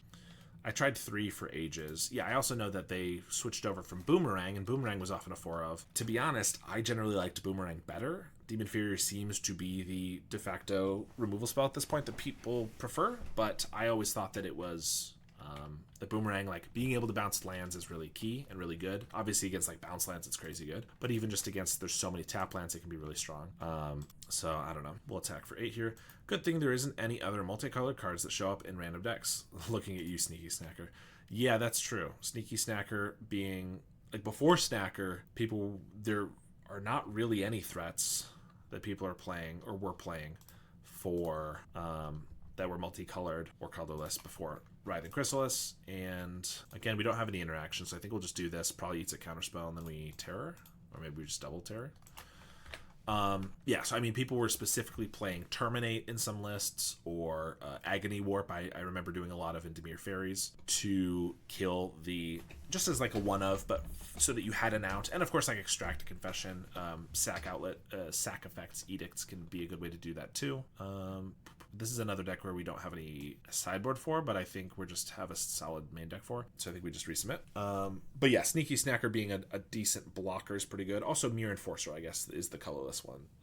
I have played against Guardian a couple times in playing Asper and have been able to survive several turns by chumping with Mirror Enforcers. Or if you have 2 of them out, you can like trade one of them or something. But yeah, I mean, it's very annoying for me to lose to a Guardian of the Guild Pact, but it is a very cool card that I appreciate can see play in the format, and I like that it's coming back, because it was definitely one of those, not just that it's an interesting card, but also that it warps the meta minorly, in that like once it stopped seeing play because of Writhing Chrysalis, my Mirror Fairies list didn't need to run Agony Warp, and it was cool that I got to / had to play an Agony Warp to have that out, because also I like diversity of removal spells and just cards in general. And so having that as kind of a requirement, like I need to play an Agony Warp or I need to play a Terminate in this list, even as a one-of, was always really cool. And when that went away, I was a little sad about it. So I like to see it coming back, but also I don't play a lot of decks where Guardian is good, and I hate to lose to it. So you have both sides of that, I guess. They preordain. We have Brainstorm Thought Scour.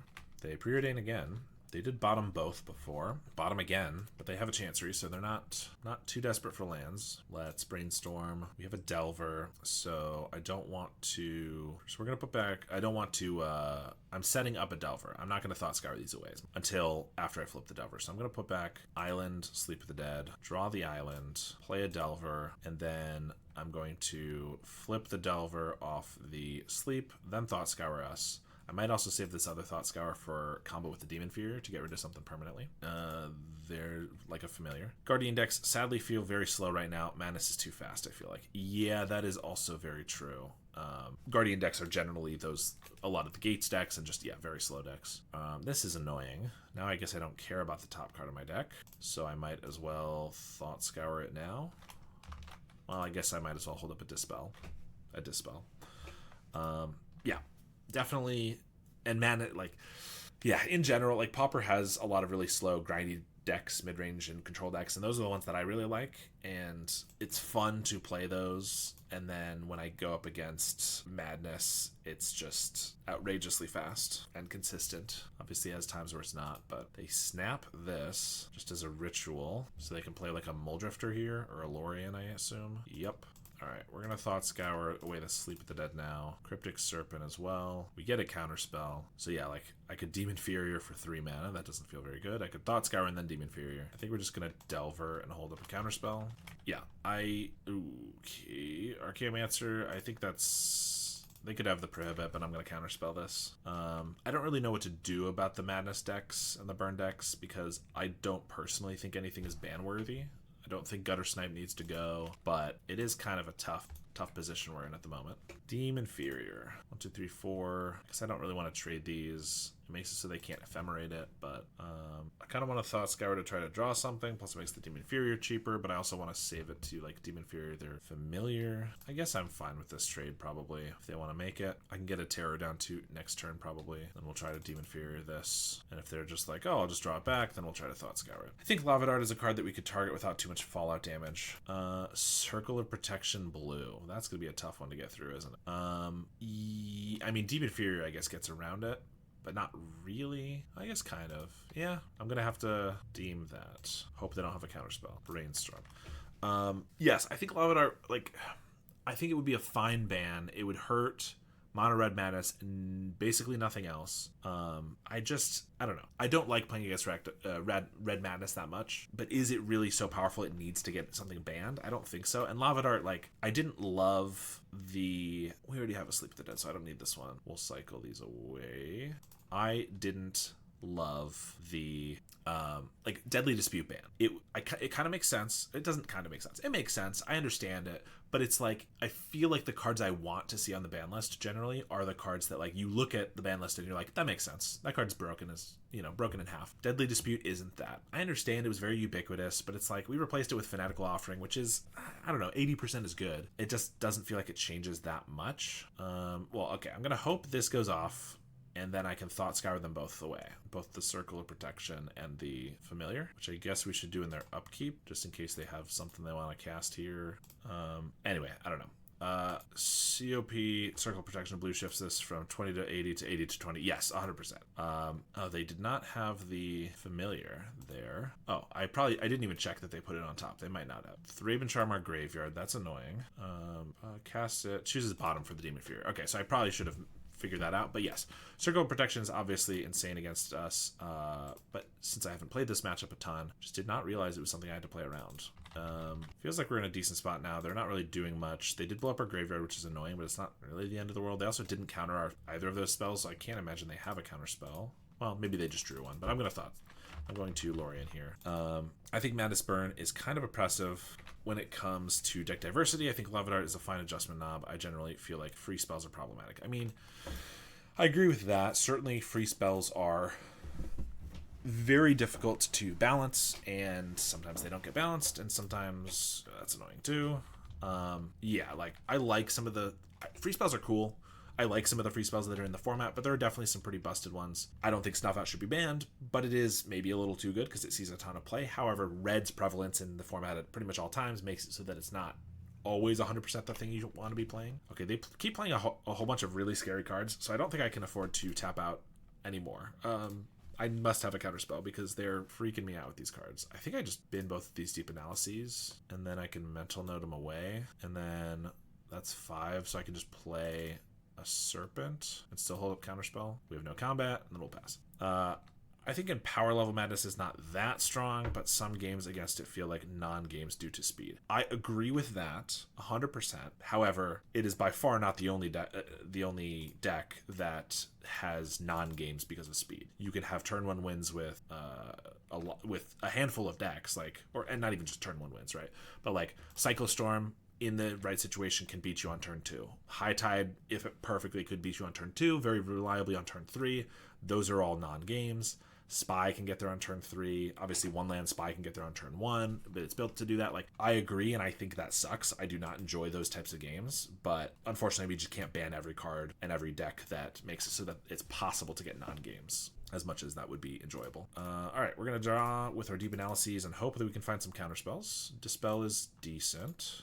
I don't think I need to Delver here. Well, I just drew a bunch of islands, so I guess we will Delver since we have it and pass. So yeah, I mean, even when it's not like a non-game, but it's still like, well, they just, they played a Gutter Snipe and then double Fire Blast me and Lava Dart me and Highway Robbery and I die. That's super annoying, and I'm not a fan. But yeah, I don't know. It just seems like a lot of decks in Pauper can do that sometimes. And I mean, that's, as the complainer, oh my god, I was holding this for like a Ghostly Flicker and Ephemerate, but they just have a second one. Then that's why I like fair decks. I like mid-range decks, is that you generally have a lot fewer of those non-games, but people like the other decks, and that's how it happens sometimes. Sleep of the Dead. So I kind of want to keep this Thought Scour, because if they land another Circle of Protection, my only way to get rid of it is a Demon Farrier and Thought Scour. I might as well sleep one of these guys, though, for next turn, because if they can't find a way to flicker it through my Dispel, then it being tapped should just win us the game. Yeah, I don't think there's a reason to play the Thought Scour. Yeah, but I don't think Burn as an archetype just dies if you get rid of Dart. It just locks them out of turn 3 kills. I mean, yes, I agree. Certainly Burn is never dying unless you ban like 15 cards. It's not going to die. I know people like when Kuldotha was banned, I saw some people being like, red is dead, and I'm like, I don't think you understand how this works. Snap. I'm gonna dispel that. They have no cards left. This should just win us the game because we can sleep away both of these guys. All right. Oh, and that was the last match. Right. Yeah. So we got a 3-2. Not bad, but I did lose against, what was it, Coggates, that I was a little annoying. Yeah, so it doesn't just die, it does slow them down. And I think that ban might make that deck more reasonable. Still a good deck. Personally, I might be okay with that outcome. I guess I just there's that big part of me that just doesn't like bans that just kind of look like, that are kind of on innocuous cards that end up, like, Lava Dart's pretty innocuous. It's only in one deck. It does 1 damage and then another damage. I understand how powerful it is in the context of that deck, and I agree that it could be decent to set that deck back, but I don't personally love bans like that, I guess. I don't know. With Grab the Prize and Highway Robbery, they've gotten insane support in recent years. I agree with that too. I mean, Tormenting Voice style cards, 2 mana, discard a card, draw 2. We've gotten a new one more or less every set for the past 2 or 3 years, and almost every single one of them has been playable. Grab the Prize and Highway Robbery are the 2 best ones, but Demand Answers is decent if you are playing more artifacts or you want an instant speed way to do that. Sazakep's Brew is an instant speed way to do that. That also can offer you 2 additional damage, and it can target an opponent, so sometimes people use it to kill a spy player or something. What's it called? Flush Out, the dragon one, is decent if you want that to be a creature in like a dredge deck, or if you need an infinite mana outlet. So that's 5 right there. I think there's 1 or 2 others. But yes, there's a lot of them, and I do think it's a little outrageous how quickly we've been getting them printed. Also, Rakdos Madness went from an okay deck to, it got Jagged Barons and Outlaws, which was a really good upgrade. Then it got Sneaky Snacker, which was an insane upgrade, and then it got Grab the Prize, all within 6 months. And that's when that deck went from maybe tier 2, maybe tier 3, but okay, to a tier 1 deck for a while. And it's, Rakdos Madness is probably still close to tier 1 or tier 2 or whatever, but it's still a very good deck. And obviously Grab the Prize is good in the mono red decks. I think context matters a lot. Dark Ritual isn't a card if you don't have payoffs for it. If you do have payoffs, yeah. But obviously you do. I agree with that. Certainly context matters, but I don't know. I don't know if that's the greatest comparison, because Dark Ritual is one of the most busted cards there is.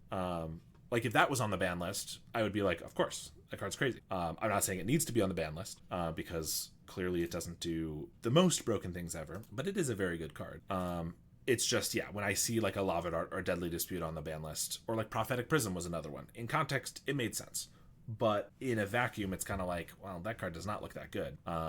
Certainly you need to take the context into consideration. I guess just ideally for me, someone who cares about it, I guess, I like the cards to look broken on their own and make sense to be banned, as opposed to well, you have to understand the last, meta for the last 2 years has been everyone plays Deadly Dispute and stuff like that.